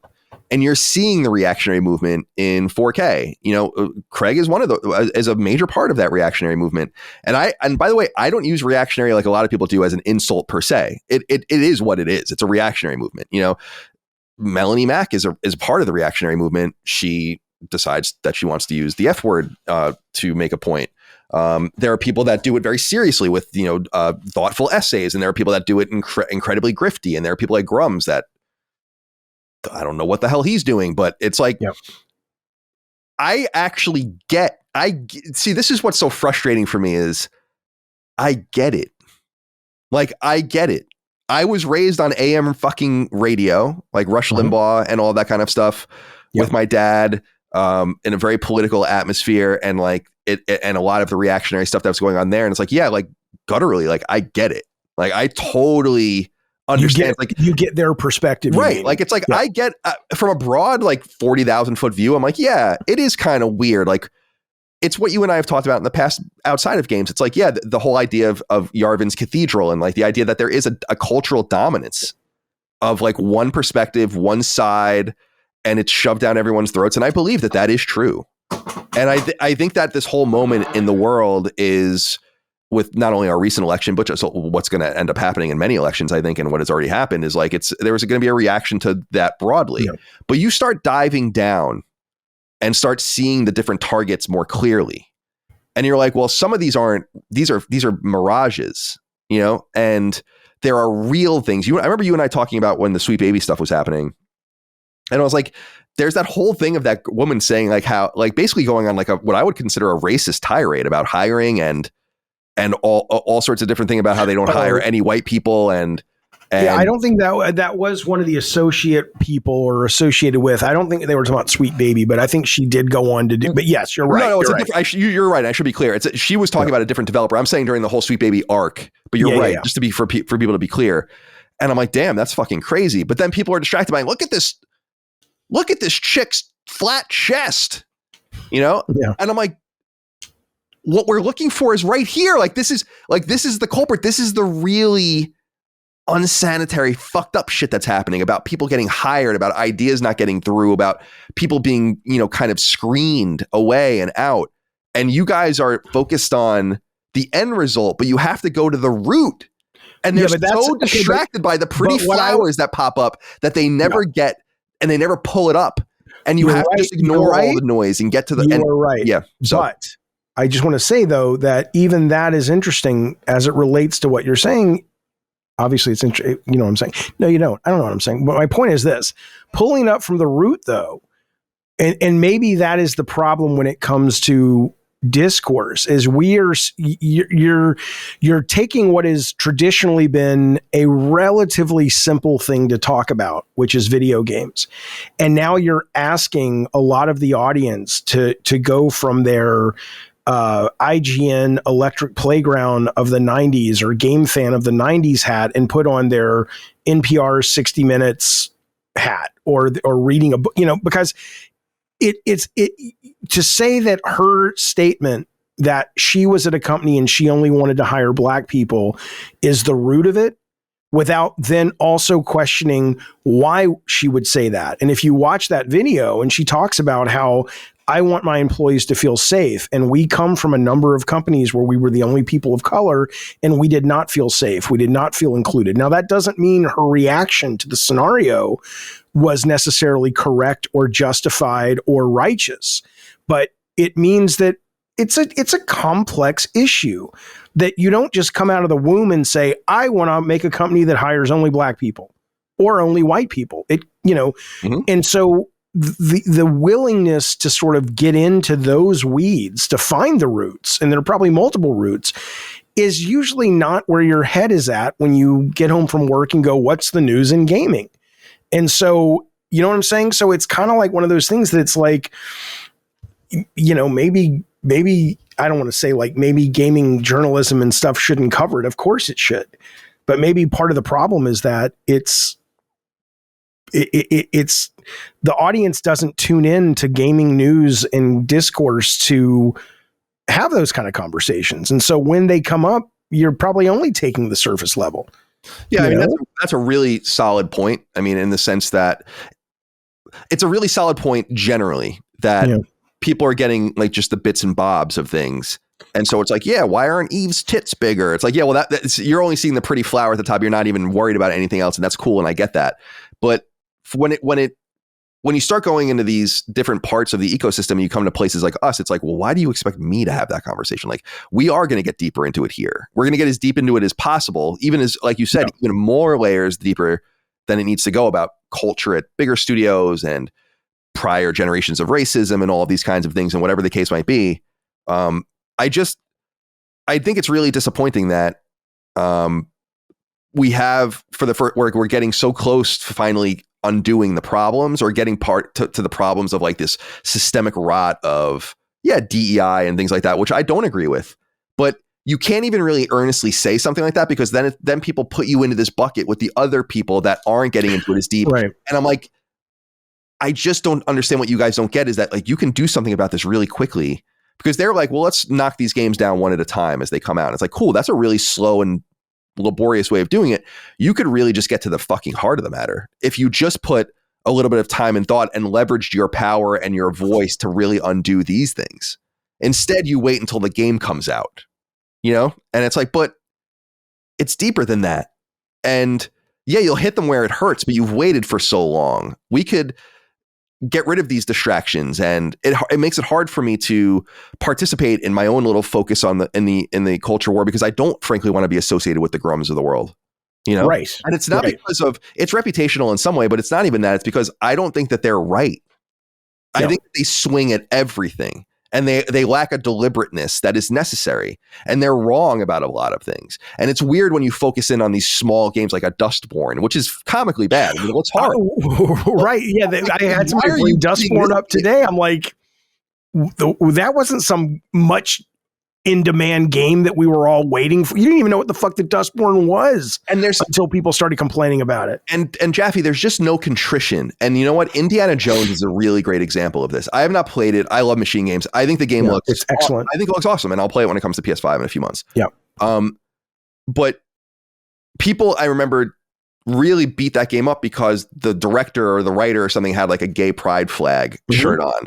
And it's like, don't any self-reflection? Anyone? Where's all the wokeness in Indiana Jones, the video game? You know, no self-reflection. You wasted all of this time, demeaned this person and defamed them, because they were gay or because they had a gay pride shirt on or whatever. And they said something about modern audiences, which I guess is a dog whistle or something, but I took it more as, and again, it doesn't mean it wasn't a dog whistle. I don't follow the vernacular close enough to even really know what that means. I do now, but I did take it as an Indiana Jones fan, as a 53-year-old that was in the theater and saw the very first Indiana Jones movie. I assume what they were talking about is, we understand that a lot of gamers have no real sense of Indiana Jones, and we're trying to bring him to modern audiences. And maybe that's what this person meant. Maybe it's not, but that and the shirt maybe made it very easy for them to assume that this was a woke game or something. To me, it's like, God, just relax. And, like, that's not, first of all, you were wrong because the game ended up being great. Like, everyone loves the game. Yeah. And you're also just worried about this weird, you can't even define it kind of shit. And it just, it removes fuel from your movement and makes it less serious every time something like that happens, especially when there's no acknowledgement of it.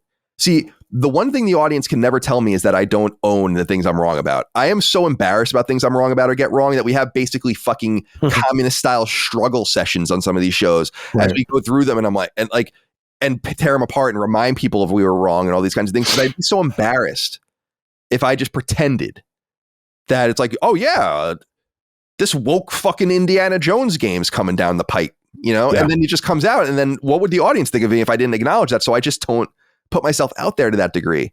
People are just poisoning the well. It's fucked. But the other thing is that I think sits on top of all of this is not knowing the intention of the people that are responding to you.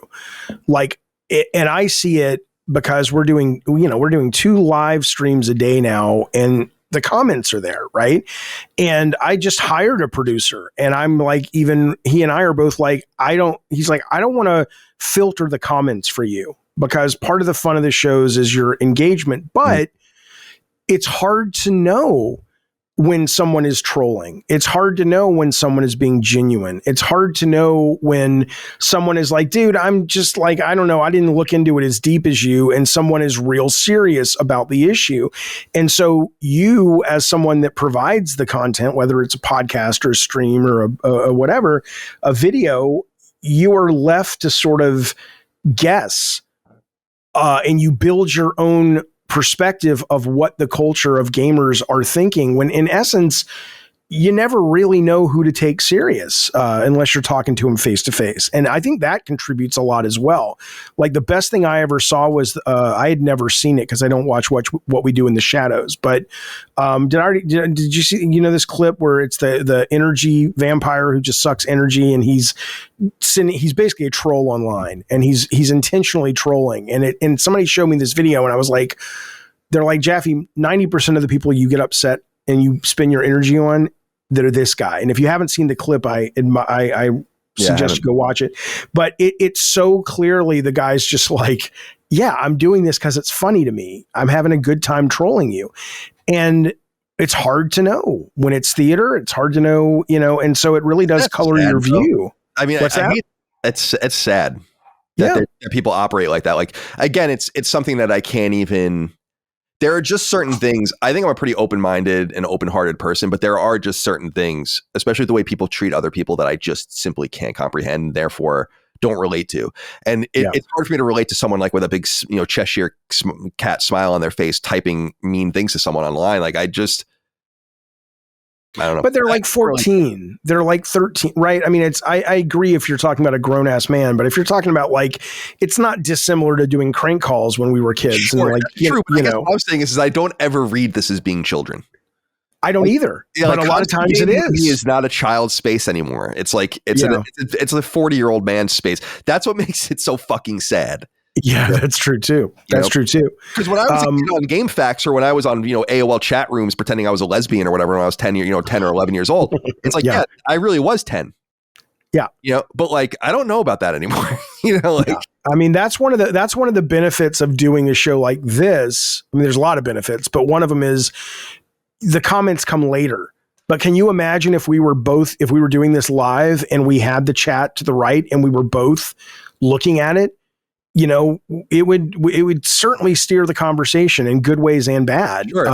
Why when I try so hard never to read the chat when I'm doing a show, because I find it is the most profoundly distracting thing. It is.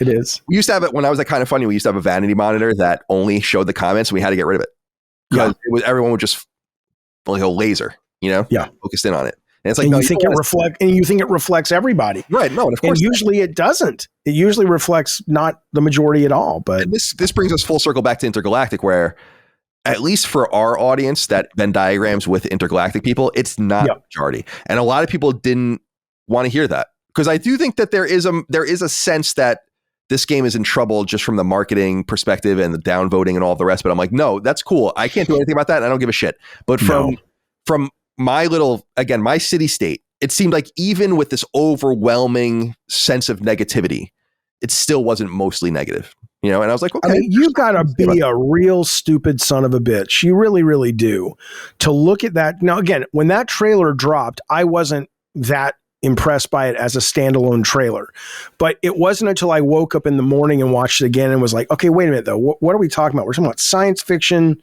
Naughty Dog. The gameplay is probably this based on the hints. Look at just the obsession to detail, and it's science fiction, action, adventure, combat, AAA game. About bounty hunters. Right. This is fucking exciting, right? Yeah. You've got to be one stupid son of a bitch or somebody who just doesn't play games and doesn't really care about games to act like you're not meaningfully interested in consuming this game and playing this game, or at least learning more about it. The fact that you're cheering for this thing to fail, you're a fucking moron, because it's like you said, it's exactly what everybody wants. It's AAA, it's brand new IP, action, adventure, space, sci-fi, probably going to be violent as shit. Naughty Dog stretching and becoming more about gamer player agency, and you're upset because you don't want to fuck the main character. Yeah, go. I don't either. She's not attractive to me. Guess what? The woman in Indiana Jones, not attractive to me. I thought Allison Duty in Last Crusade is the hottest of the indie chicks. Oh yeah, yeah. She's the Nazi. Yeah, yeah. And so would I prefer that? Sure. But what am I, an idiot? I'm not going to play one of the best games of the year or one of the games from one of the best developers because I don't want to fuck the main character. The fuck's the matter with you? So you got to be a fucking moron, like I said. Yeah, I just don't think we know enough. That's my whole thing. You know enough to be excited. You know enough, like you said. Right. Pedigree. What else do you need to know? Right. I guess I should be clear. I think it should take less to be excited and more to be not excited about something. In other words, like it's something has to send you on that negative trajectory, I think. And by the way, like they're not impervious. These things can happen, but I just don't. Anyway, I don't want to focus too much on one specific game because I got you. It's so much negative energy, and it's such a bummer because. Well, let's okay. Well, go ahead. Go ahead. I was just gonna say I'm excited. I am excited about it, and I know it's just going to be such a miserable slog dealing with it. And in some sense, it's like what we've been asking for, where it's like something new to talk about and something exciting. What if you ignore it? Are you able to ignore the slog part of it? Yeah, I can ignore it. I just also don't want to alienate a substantial part of the audience by talking about it too much when it seems like people just want to hate on it. It's just a bummer because I've been so eager as a PlayStation podcaster for something like this for a long time. Because I'm like, finally, something for us, meaty single player game we can talk about probably for 18 months or so before it comes out or whatever. And we have plenty of time to prognosticate, but it's not turned into that. And it's like, what a bummer, man. And you even saw that with Yote as well. Right. Yeah. Where it's like, damn, dude, it's a bummer because you've been in the games industry for way longer than I have, but I've been doing coverage since 2002 professionally, and it's never been like this. It's bad. And it bums me out. Like the Nintendo, Microsoft, Sony fight is the quaintest fucking schoolyard shit you've ever seen in your life compared to the way it's become, and it's a real bummer. Yeah. It really is. Yeah. And even, Yodi I'm interested in, but I get shit for being excited for Assassin's Creed Shadows. I'm excited for Assassin's. I don't know if you've been watching the deep dives they put out every couple of weeks, but there's a cool grappling hook and the stealth looks cool and the characters really play different. It looks like, and I'm like this, and the seasonal changes. I don't know how much I don't know if it's all going to come together, but the idea that, I have to attack a fortress different if I'm playing it in the wintertime or the summertime of the narrative. What's not to love, but you get shit for liking anything. So even the fact that when I brought people's attention to The Last Antidote, I'm like, well, isn't this what you want? No, that's not what I want. It's not AAA. That's just an asset flip game. I'm like, you should never use the word asset. The word asset flip is the absolute worst fucking term that gamers have learned, and they should never use it ever again. Because I'm sorry that games have gotten to the point now that anybody can make what they want because they can go to the asset store and buy things. Okay. Do you know how many times the fucking courthouse from Back to the Future has been used in movies and TV shows? Was that an asset flip? Or was that Universal going, oh, we can tell lots more stories for lots more audiences if we, reuse shit we've already built? Suddenly it's like, how many times have you re-recorded this episode was brought to you by you, the members of Patreon? Are you going to record that every single fucking time? It's just the most ridiculous criticism of these things that I've ever fucking seen. Do you know there's a game right now? I just saw it yesterday. One man made a fan game of Twisted Metal, and it just went live yesterday. You can watch the trailer. It looks really fun, really good, really PS1 era games. And I learned today that all of the code, I haven't played it yet, I'm playing it tonight. All of the code was done with AI. He simply used AI to basically make Twisted Metal. And if it is fun, I'm not saying he didn't have to bring some of his own ability to figure out how to take the code, put it in Unity, merge it with his assets and all that. It wasn't just like, here's a line of text and it spit out Twisted Metal. But this idea that now we're going to shit on games being easier to make is like some bad thing. You know, it's like, what's the matter with you? Everybody gets to experience people's interactive, you know, fiction now, or their interactive, you know, I saw a Kickstarter guy making a game about the Palestinian experience in the 1940s when there was the Israeli-Palestine war from the perspective of a Palestinian person. What is that called? Napka? Something like that. Yeah. And I'm just like, I'm not saying I agree or disagree with its politics because I haven't seen what the game is yet, but it's like, we should be celebrating that. The fact that games are now, not that they're ever easy, but they're accessible enough for people to use interactivity to express ideas instead of bitching about, well, that's the same run cycle, see, that I saw in this game. It's like, come the fuck on. That either, because I remember when people were making fun of God of War and Horizon for reusing assets. It's like, guys, like, or animation specifically. I remember it was the boat animation, like pushing the boat into the water, and it was insane. I'm like, yeah, guys, let's redo that for no reason. It's nuts. Well, it's absolutely nuts. But let's wrap up by talking about what we're playing, because I'm curious what you've been playing in the last month or so. Anything stand out to you? Everything, as always. I did want to say, though, two quick things before we get to that. Yeah, go ahead, I was very impressed. I usually give a lot of these award shows shit, as they should have shit. The DICE Award nominations were pretty fucking good that just came out this week. I haven't seen them. Let me look. Yeah, they were, you know, the most measured, and clearly people that are nominating these games are playing a lot of different things up and down the budgetary spectrum. Games that, you know, to see Indica in there, which is a fucking amazing horror game that almost nobody talks about.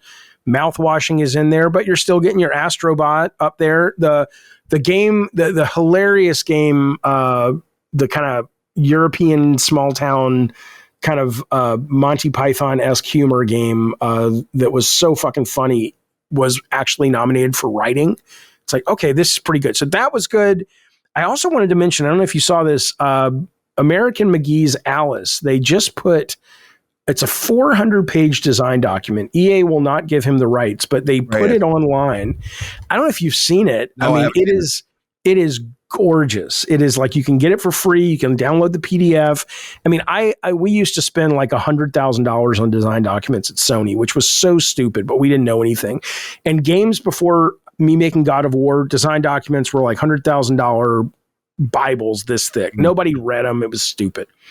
God of War I have back there. It's like 14 pages, like a pamphlet stapled together. Right. But so I don't know what this was ever for, but it is gorgeous. It is neat. It is. So if you're listening and you're just like, I'm curious about things like game design, just type in American McGee Alice design document. You can find the PDF. It's fucking a beautiful, like if they released a hardback version of it, I would buy it. Yeah. I don't know what EA is doing with that. I'm frustrated with that situation. I'm frustrated with, I don't know if you saw that the old Visceral guys said that they pitched EA on Dead Space 4 and they said no. And it's like, God, you guys are so fucking stupid. Well, it underperformed. What do you want them to do? I mean, seriously, what do you want? I loved the remake of Dead Space. It was excellent. I think it's arguably the greatest survival horror game ever. It's right. So what if you were, if Lily Mo was EA, would you greenlight a 4 after the remake, which was so good, failed to perform? Yeah, I guess. I think that it's not as bad as it is with Square Enix and some of these other companies, but I wonder what didn't perform means. Like, what did you expect? You know, it's Dead Space. It's this dormant, it's this dormant dead franchise. You got to work to get it going again. You know, and they put something great out. I guess that's what is disappointing, is that it's truly great and they had a good foundation. It's like, yeah, build a little bit. Yeah. You know? I mean, I loved it. But I that's why I think most of these single player games are going to be going AA, like a lot of them already are, because you just can't. It's too expensive. Let me say this: I don't believe that EA lost money on Dead Space. If that's like what they're claiming, maybe it didn't make an extraordinary amount of money, but I do not believe that Motive took that long, that many resources to put that game out, and that game didn't sell a couple million copies. Give me a break. You know, sure, but why would you invest that same amount of money in a fourth one versus a game that could be making the Marvel Rivals money, or FIFA money, or whatever? That's a fair point, but I think you need to work to like get the engine going, get things warm again, and then see what happens. I don't, you know, it's a little different in the sense that Capcom saw immediate returns, starting with Resident Evil 2 Remake or whatever, but Resident Evil 4 Remake is the strongest selling one. And that's three. Yeah, that's right. In, so if you could follow it now, again, the baselines are different, but if you follow a similar trajectory, especially with, and not to spoil it, but they kind of changed Dead Space's story at the end, depending on what ending you get. And so they could have even made a second game that was a little different and kind of arced it off Final Fantasy VII Remake style into an almost alternate telling of the story. So I don't know. I don't think Silent Hill Remake sold all that well. I thought it was fucking amazing. I love that game. It just a couple weeks, not even a couple weeks ago, a week ago, 4 days ago, I platinumed it. But I don't think it was a 5 million seller. I could be wrong, but I don't think so. No way. I think it becomes harder and harder at that budget to justify single player games. I think you're going to see Sony doing them because it helps sell the hardware. But if I was running a development studio, I wouldn't do AAA single player games as much as I love them. I love playing them. No fucking way would I spend that money on that.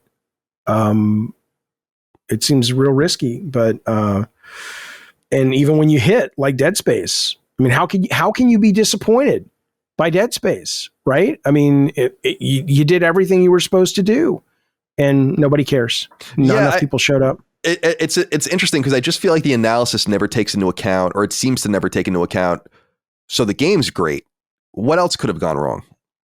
Was the marketing on point? Did we spend enough to get it out there? Did we make it an appropriate price? What else could we do to make the game? In other words, it always seems to fall back on like, well, it didn't work. Well, I think it's because when you can compare it to success in service-based games, it doesn't matter. Okay, so maybe if you marketed it a little different and sold it for $40, you would have moved 30% more.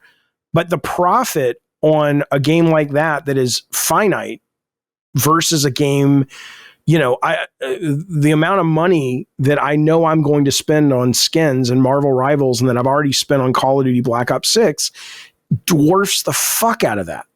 And so even though, you could have done some things better, but why even fish in that particular hole? Do you fish in holes? I don't know where you fish. Yeah, you fish in, if you're ice fishing, you fish in ponds. You don't do, So why even fish in that pond? Why even fish in that lake? I don't know anything about anything. But I loved it. I fucking loved it. It was excellent. And can you imagine being on that team and you're like, we did it. We did everything. Mm-hmm. No one gives a shit. It's a bummer. It's a bummer. I'm also intrigued by the lack of movement of games like Alan Wake 2 and others that seem to really promising, have a lot of drive and a lot of goodwill, but still don't really surpass a few million copies sold. And even something like Resident Evil 4, I think they were saying was 9 million now or whatever. 10 million I saw, like that. And that's really strong, but it's not that many people when you think about it. Across a lot of platforms, it's not that strong. Yeah, it's like, it's funny that games sell so much. We've talked about this in the past when we talked about Twisted Metal 1, I think, is like games sell so much more appreciably today, but there was such a higher baseline of game sales back then where everything kind of sold, everyone kind of could eat. And I think it's just becoming more dangerous, but man, I don't know. There's so many good single player games still just being released on a constant basis where I'm pretty satisfied. It's the same reason why I am too, but they're not AAA though. No, well, some of them are, but not usually. No. Yeah. I was playing the game. What are you playing? That's right now. I'm on the final stage. I'm going to beat it tonight after we record and after I eat. Is Trepang 2. Do you know this game? TREPANG 2. It is the only one. It's not a sequel. It's called Trepang 2. Do you know the game? Remember the game Fear? Yes. It's like inspired by that. And it's really a shooter? Yeah, it's a first person shooter. And you can slow down time and you can go invisible while you're so you have like a cloaking device and it constantly recharges. So you go into a cloaking device and and then come out of the cloaking device and slow down time to run away, like and get away from everyone and that kind of I'm looking at it right now on Steam and it came out 2023. Yeah. Why did this not get anybody giving a fuck? It looks cool. Yeah, it is cool. I don't know. So I had known about it at the time, and then it came out to PC first, and then it was ported later to PS5, and I kind of had just forgotten about it. Someone had written in. I usually don't take recommendations from the audience because they're dangerous in a lot of ways, but this person wrote in, and I talked about it last week on Sacred. I'm like, you know what? I'm going to play this game because I am reminded that it does exist, and I did like Fear. I especially like Fear 2 and 3 as well, and it's a lot of fun. But it's to what you're saying. It is not a AAA game. It's very much I think 4 people made it or something like that. It's certainly like an asset store game where they're not making any of these crates and Right. Here's the lighting's all fucking wonky and stuff. But I will say the gameplay is really fun and it's hard too. So okay, I think people will enjoy that. Well, I'm looking at it right now. There's a demo on Steam, so I'll be grabbing. I'm sure there's a demo on PlayStation as well. And it was it's not going to be anymore because I think the sale's over. But I got it for $15. So that's good. That's so really good. And then so what else? I played a game called Vengeful Guardian Moonrider, which is just a really obscure. It came out somewhat recently, I think, in the last year or so. It's a side scroller that reminds me most of something you would have played on Genesis. Actually, I think if you look at it, you'll see what I mean. Big, how do you pronounce it? What do you say? It's a Vengeful Guardian Moonrider. Oh, Vengeful. Yeah. Oh, there it is. Okay, let's see. And big sprites, awkward animations, but pretty cool.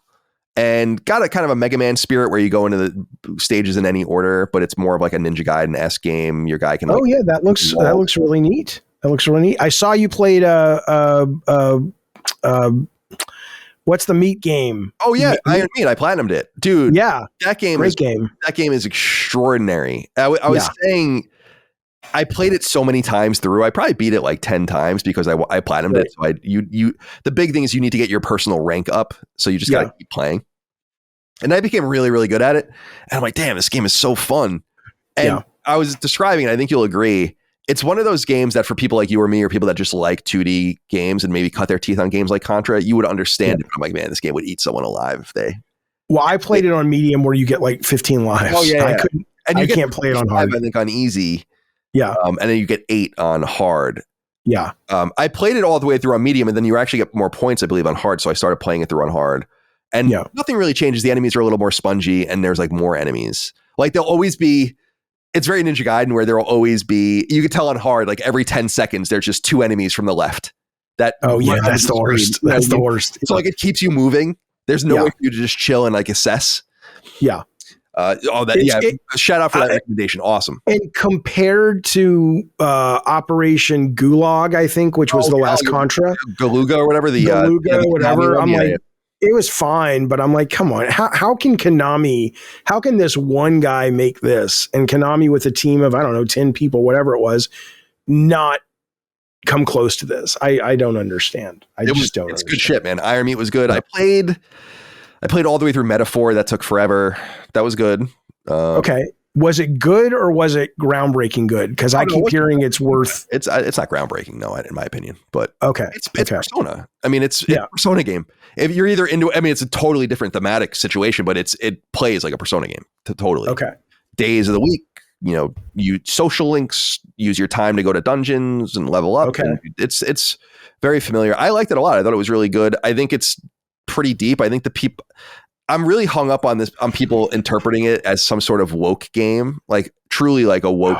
And I'm like, I don't really interpret it. I thought it was, there is kind of a consumer or capitalist, anti-capitalist. I haven't played it, but people were telling me it's actually about something when it comes to sort of socialism and capitalism. Is that not accurate? It's about the interplay, I think, between like a monarchy and the people and between the haves and the have-nots and who makes the decisions and who doesn't. But I think it's actually quite philosophically deep. And we went into that on the spoiler cast because there's just a lot of overt references to Utopia and Thomas More and academia and Plato. And so that's cool. Yeah, that's cool.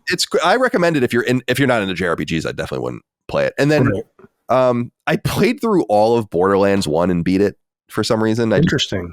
Which was fun. It was just kind of I was listening to podcasts while I was doing it. The games that I really wanted to talk to you about, though, were I played them both, but never beat either of them for some reason. So I went through and I platinumed the first one, and then I beat the second one, which is Doom and Doom Eternal. Yeah, and man, those games are. I mean, you've played them recently, or I played them both over the holidays. Okay, yeah. No, Doom.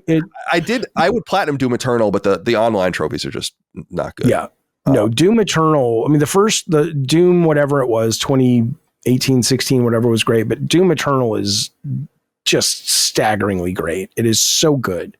And I'm very much looking forward to what's it called? Come on now. Yeah, I mean, that looks great. I did Doom Eternal.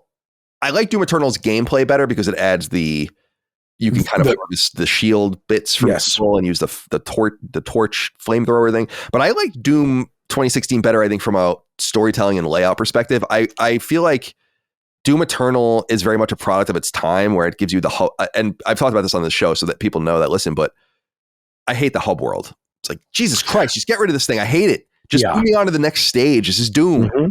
Yeah. I'm playing fucking Morrowind. You know, I'm like, I don't need to like have a story like this deep and like go through the motions and be the Doom Slayer. It's like, just bring me to the next stage. I want to play. That's right. So that bothered me a little bit, but I am excited about the new one. And then I wanted to talk to you briefly about, because we brought it up earlier. So you played Silent Hill 2? Oh yeah. Oh yeah. So, okay, cool. So I got all the endings and platinumed it, and I loved it. I have a much more intimate connection to the Resident Evil games than the Silent Hill series. I played Silent Hill 1. I rented it when I was a kid, and then Silent Hill 2 I played. It was an early PS2 game, as people will remember. There weren't a lot of games, but I was in high school. Yep. I really don't remember them. Mm-hmm. So I did not come to it with a not real deep knowledge either. In fact, I think probably was on your channel. It was me and Gene, and might have just been me and Gene talking Silent Hill 2.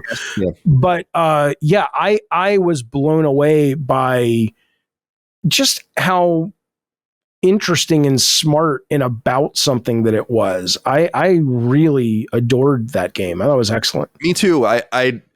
I went back and watched a long play from World of Long Play, just kind of scrubbed through it afterwards from the PS2, and I'm like, man, they really did a nice job of reimagining this. And I just didn't remember much of it. So I didn't remember the story at all. And I was like, damn, what I loved about it, and I wonder if you agree, is there's just no one in it. It's just so intimate. It's so fucking weird. And it reminds me of Twin Peaks in a lot of ways, which is funny. Like, I didn't realize how much Alan Wake is maybe not that unique, actually, when you look at it through the lens of Silent Hill 2, which I feel like is an equally surreal and strange game. And I think it's better, honestly. I liked Alan Wake 2 for what I played, but I think Silent Hill 2 is it's bloated. It's longer than it needs to be. But and what I loved were the theories. Like some of the theories I got, right? And not to spoil anything, but cover your ears or something.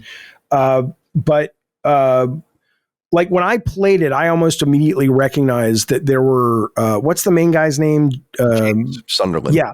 That there were dead bodies that were his all over the place. And I didn't quite understand the time loop theory yet, but like, I liked that there were some of those hints that were very clear, but then there were other ones, like when you're saying like it was so empty, I never got until I think Gene explained it that I'm like, oh, that's so clever, that the girl was probably living in Silent Hill proper. And for most people, Silent Hill is a normal, nice kind of town to visit. But for other people like James and Eddie and people who are dealing with their trauma, it's a fucking totally different thing. So he may be walking down the street talking to the little girl, and if you're not in the dark Silent Hill, you're just like, oh, there's a guy talking to a girl, but he's in that town. I mean, it's smart. It's interesting. It deserves all the love and accolades that it gets. I thought it was just fucking awesome. Yeah, I love going after the different endings and getting different perspectives and the different ways things can end. I thought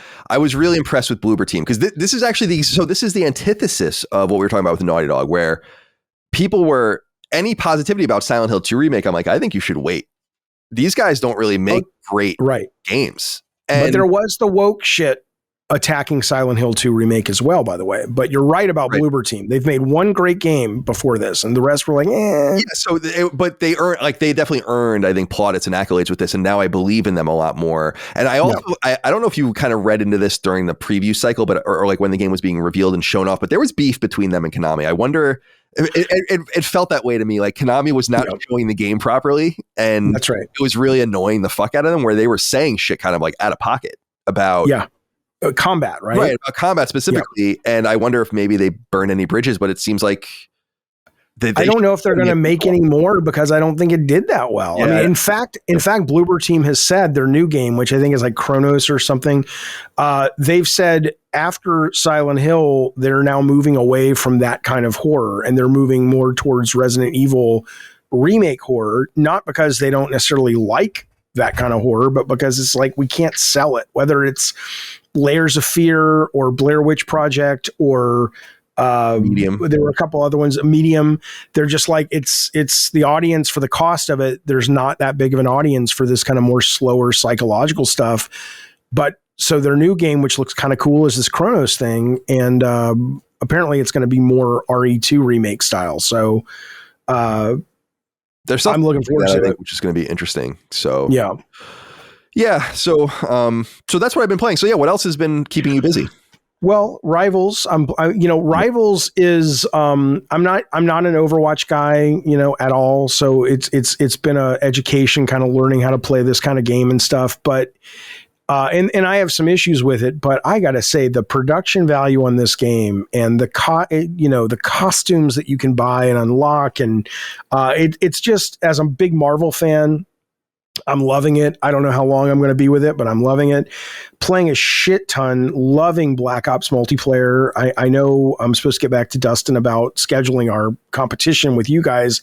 I'm so enjoying the multiplayer Black Ops. Finished Indiana Jones, loved it.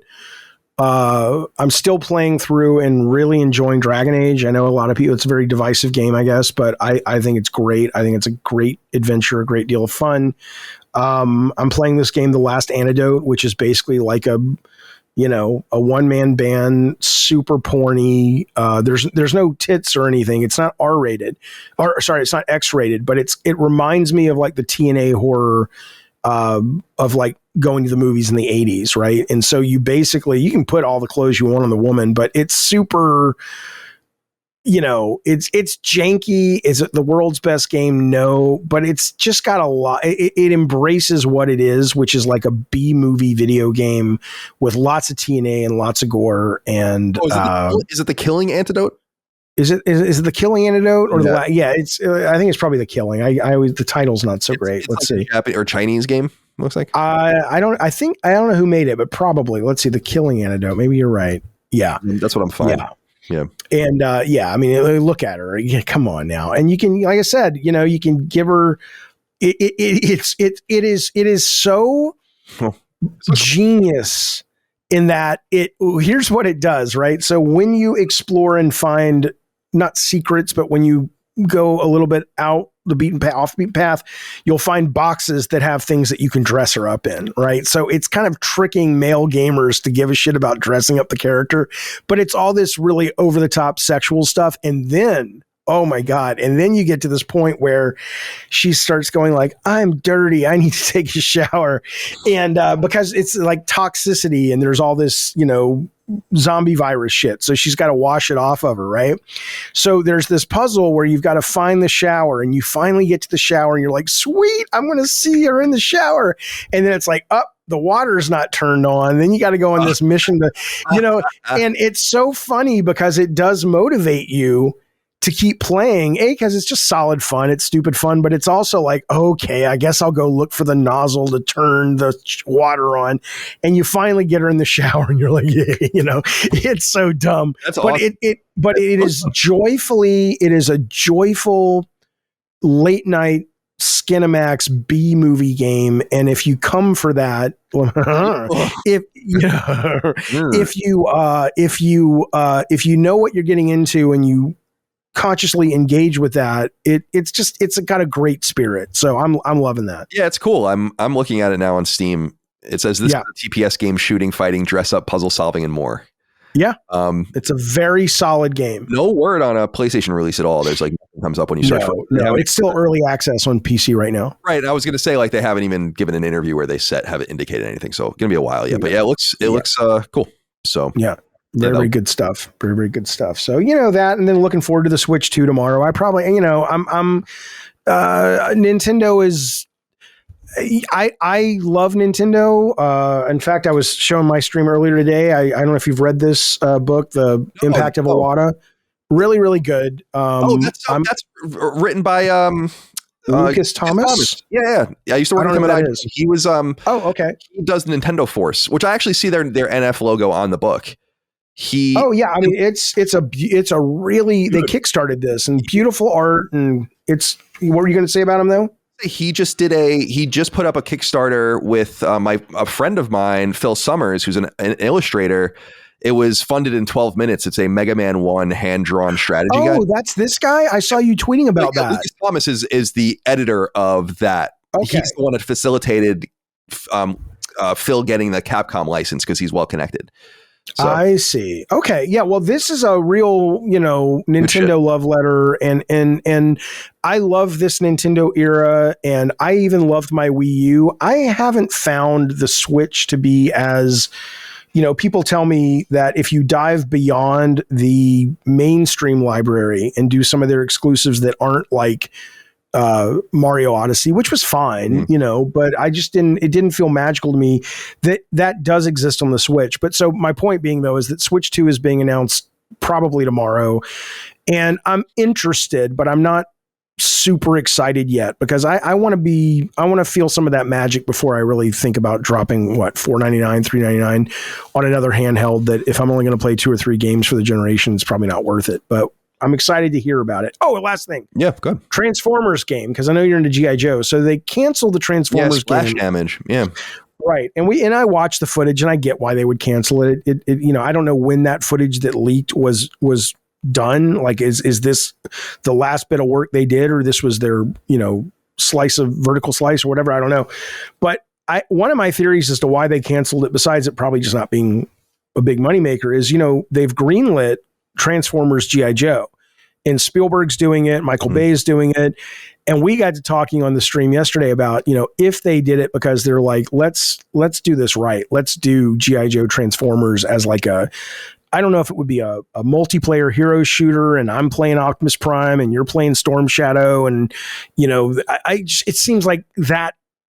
They have yet to make a great Transformers video game, and they have certainly yet to make a great G.I. Joe video game. And it's the idea of going, let's do it right for this big budget Steven Spielberg, Michael Bay blockbuster. I think that there's a lot there. You could do some great shit. Oh, hell yeah. With that thing. So I hope that's one of the reasons, but we'll see. The best G.I. Joe games are still the 2 NES ones, I think. And I don't even remember those. What were they? Paxton did one of them. It was like Rise of Atlantis was one of them. And the other one I think was just called G.I. Joe, the video game. And they were made. What was the gameplay? They were like, it was kind of like bootleg Contras. Okay. Yeah. And you pick different characters. They were good, but right. The most recent G.I. Joe game from Game Mill, which is a fucking horrible publisher, was horrible. I can't shit on Game Mill entirely, because every game they make, there's something interesting. Even their Karate Kid games were interesting, but they just don't have the money. But anyway, they definitely don't have the money. They have the access to the licenses. Joe was terrible though. Yeah, that game was awful. I platinumed it. It's one of my rarest platinums because people probably couldn't handle it. Right. And I don't blame them. But there is that Rise of Cobra game, the Brawler, just came out a little while ago, and it's not supposed to be very good. So I didn't even buy it because I don't want to support that. I played the demo. It was not good. But there is the Wizard of the Coast published game that there's like a AAA G.I. Joe game in development apparently. And okay. I don't know if it is a Storm Shadow game. That sounds right, but I mean, who loves his Storm Shadow? I mean, I have one right here. Let me see. Hang on, I can't see. I don't want to see. One sec. Oh yeah. Hold it up. I can't see it. Oh, it's actually a lamp. Oh, why? It was like a thing at like a craft fair where they took the toy and then they just kind of made him hold this lamp and you can plug it in and make it a little lamp. Oh, okay, but there's nothing conceptual about. I've never seen Storm Shadow with like a big bulbous. No, it's just supposed to be like a thing for like your office or something, okay. I guess. And I really like it. Micah got it for me a couple of years ago. I just don't plug it in because it's blinding. Right. Without a I'll lampshade. Tell you what, being a kid, and I know I'm older than you, I don't know when you first experienced it, but the issue, and I forget what it was called, but it was the all silent G.I. Joe issue. Oh yeah, right? It was Snake Eyes. Yeah. Where at the end, and you saw that Snake Eyes and Storm Shadow both had the tattoo. I mean, my fucking brain was blown, man, because you're like, are they brothers? What the fuck? What the fuck is this? Yeah, it was the coolest fucking thing. My generation of G.I. Joe was like when I really started watching the cartoon and getting into it was the late 80s, early 90s. Yeah. And so I knew Snake Eyes or Storm Shadow becomes a good guy. I don't know if you know that in the comics. I don't remember. He's redesigned. He has like it was very late 80s, like the gray boxes, almost like the gray camo on the white, a little bit like Firefly.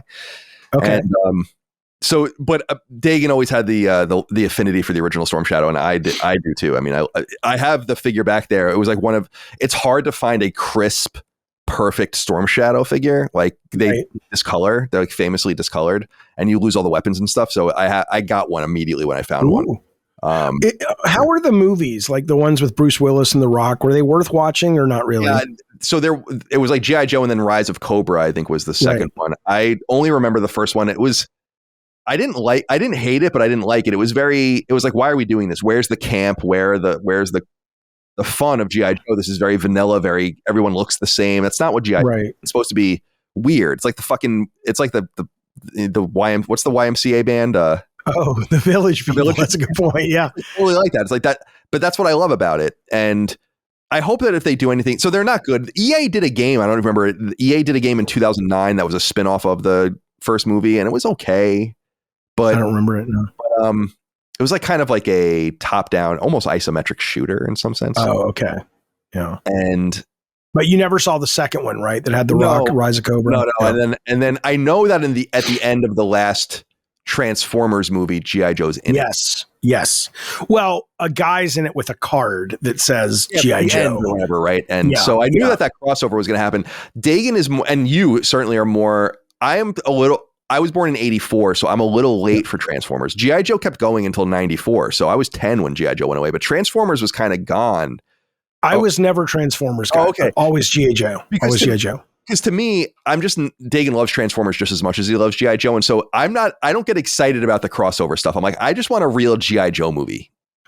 Yeah, I'm only excited because they're at least spending real money and it's Spielberg and Michael Bay, which means it's going to get that treatment. Because if you're going to have G.I. Joe fit in the world of Transformers, you're going to have to spend some real fucking money. Whereas the other G.I. Joe movies have been kind of like B-level budgets and productions. Sure. So I'm very eager to see what they do with it. I hope they just lean into the camp of it. And the cool, my name everywhere now is Long Island Viper because I love for you. A lot of people don't understand that reference, but the Vipers are the infantry soldiers in Cobra, and there's all sorts of different ones. So there's like Frag Viper, Night Viper, Laser Viper. Like they got to get into that. They're cool. Like the designs are dope. Like get into that. I think what's really hard about that is like when you say it's camp, I never read it as camp. And I know that that's dumb, but little kids probably never read it as camp. Well, I didn't know that as a kid. I know that now. Right. So when you make it, are you making it for the adults that realized how silly it was, or are you making it for the kids and everyone that think it's fucking cool? And I don't know how you walk that line. Yeah, I don't want to spoof it. It's just like you got to lean into the craziness of it. I always think of it's a little after your time probably with G.I. Joe, although my favorite Cobra is a guy named Metalhead who comes out I think in 89 or 90, and he's just covered in missiles. He's got missiles on his legs and like missiles on his arms and all and he's dope. And it's like you could do that and that could be cool. Oh yeah, I'm looking at he would be awesome. Yeah. It would be dope.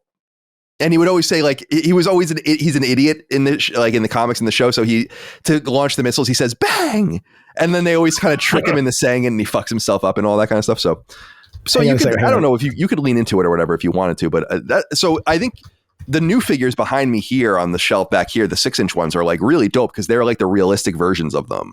Like leaning into the camp a little bit, but making them grounded. And that's what I hope they do with the new film. We'll see. Okay. I want to see one thing, one moment. Yeah, go ahead. What are you looking up? I am asking, I wanted ChatGPT to draw me Metalhead, but serious, but I got to enter a different prompt. I'm too tired to worry about it. You're going to have a hard time knowing what that is too. It's too obscure. It knows what it is. But then it said, because it's got that weird copyright thing, it's like, it's like tries to guide you into asking it in a way that they can't go to court over. It's like, well, we didn't know it was Metalhead. Right. It's like, but if you put this prompt in, which is basically a description of Metalhead, we'll take care of you. So, Cool. It is what it is. Well, it was fun to talk to you again, Jaffe, and catch up. I'm sorry that we haven't spoken sooner, but I wanted to do this to ease the audience into, ease their fears. Nothing's going on. And as we got into it, I mean, we were scattered as we always were, but the point I wanted to make was I wasn't even sure what I was supposed to be mad about. That was the whole thing is I didn't know. I was like, I know something was going on with you and I know you had some, but I couldn't keep up with it. No, and that had nothing to do with Last Stand. That was I think a Dragon Age Asmongold Vera Dark fucking thing. Vera Dark's the orange, like the redheaded, orange-haired girl. Yeah, and you said something about her, right? And then they got upset about it. That's what it was, right? And what I said was just because what was funny about it. Again, this goes back to that idea of the younger generation acting like being ratioed or something is bad. Is I said, and I've since kind of walked it back only because people have pointed out to me some things she's done that, even though I don't agree with 99% of what comes out of her mouth, I'm like, okay, but she does game and she streams games and she's got some experience with this, that, and the other. So I was like, okay, but what I did say was, it's like, look, the only reason you have an audience is that you're an attractive woman, you have a great head of hair, and you talk about things that your audience, is angry about. And people said that's a sexist statement. And I was like, well, I don't think by definition it's a sexist statement. But then, I came back and I said, you know what, though? I'll tell you what, even if it is a sexist statement, I still stand by it. I said, I'm not sexist. I don't treat women poorly. I don't do any of the things in my life or my history that would reflect a sexist person. But do I think that statement can be true? And in thinking that it's true, is it also a sexist statement? I'm like, I can live with that. And it's just like, yeah, so maybe I said something was sexist. Oh, well. I mean, I'm so fucking tired of this. Like, you said something sexist. It's like, yeah. Well, I stand by it. Maybe so. Are you telling me that her audience, at least originally, didn't come to her because she's an attractive woman with a bright head of hair? Okay. I'm sorry, but I think that's true. I stand by that. That doesn't mean she's useless. I don't know anything about her. I don't know anything. I've never heard her. I don't know her opinions on anything. I know who she is, though. Yeah. But because I don't know. She's got a striking fucking head of red hair. That's what, yeah. And she wears she looks like she got like glasses on. Yeah. She's like a geeky, attractive woman with red hair. She looks kind of like a baroness, like a redheaded baroness. Yeah. Fuck off for acting like that. That's not a big part or a key part or the only part that people started watching her. Sorry. If I was a fucking big pimpin' good looking dude, and I get it. Misogyny is different, because, women get the short end for a lot of things, but sometimes things can be true and they can be sexist, and it doesn't make you a sexist for pointing them out. But, nuance. Yeah, that's what it was. That was the whole hullabaloo that was going on. Because I really was trying. I'm like, there's so much.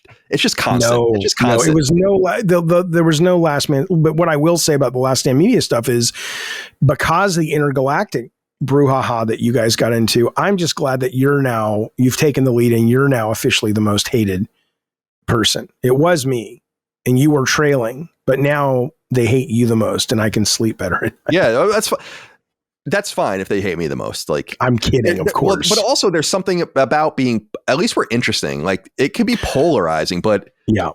And I get that, but I go back and listen to some of the controversial things, like when something happens, I'm like, what does someone say? And it's I noted this on a recent show. It very rarely is something where I'm like, this is what everyone's mad about. Like that's often my reaction. So it's just a matter of what you can. Yeah. And people then they try to get you with, it's like, you're just making videos now about Asmongold and Vera Dark because it gets clicks. And I'm like, yeah. That's exactly why I'm making. You think I'm talking about Asmongold because I don't have a relationship with the guy. I've never met the guy. He said some shit about me, and I'll milk that as long as it can be milked, and as long as I've got other content on my channel that is, gaming and thoughtful. And you goddamn right, I'm gonna fucking, as would you, as you should. That's not a gotcha. Mm-hmm. That's called marketing, my friends. Yeah. I try to, it's funny. I one of the things I take pride with Sacred Symbols is just naming them nonsense. It's usually song lyrics, 9 out of 10. For the mainline show, but everyone else in the network names their stuff, things people would actually click on.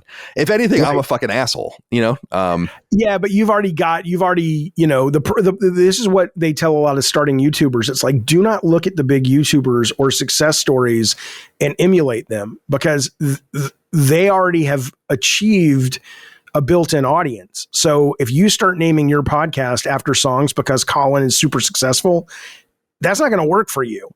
You got to be Colin to do that. You got to say, switch to delayed ? Exclamation point, question mark. That's more for you. Stay with that, But anyway. Well, I appreciate you. I hope you're well. Me as well. Hope the kids are well.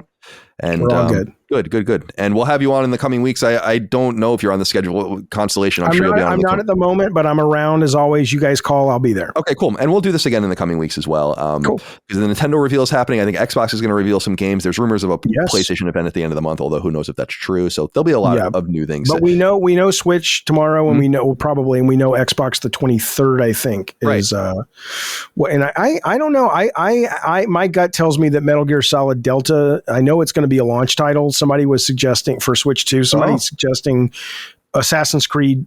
One of the reasons they delayed it again was to be launched with the Switch 2 launch day. Oh, interesting. Which I could see that happening. So, and I'm real curious what this mystery Japanese IP is that Xbox is talking about. I'm hoping, I don't think it's Resident Evil, but it's time.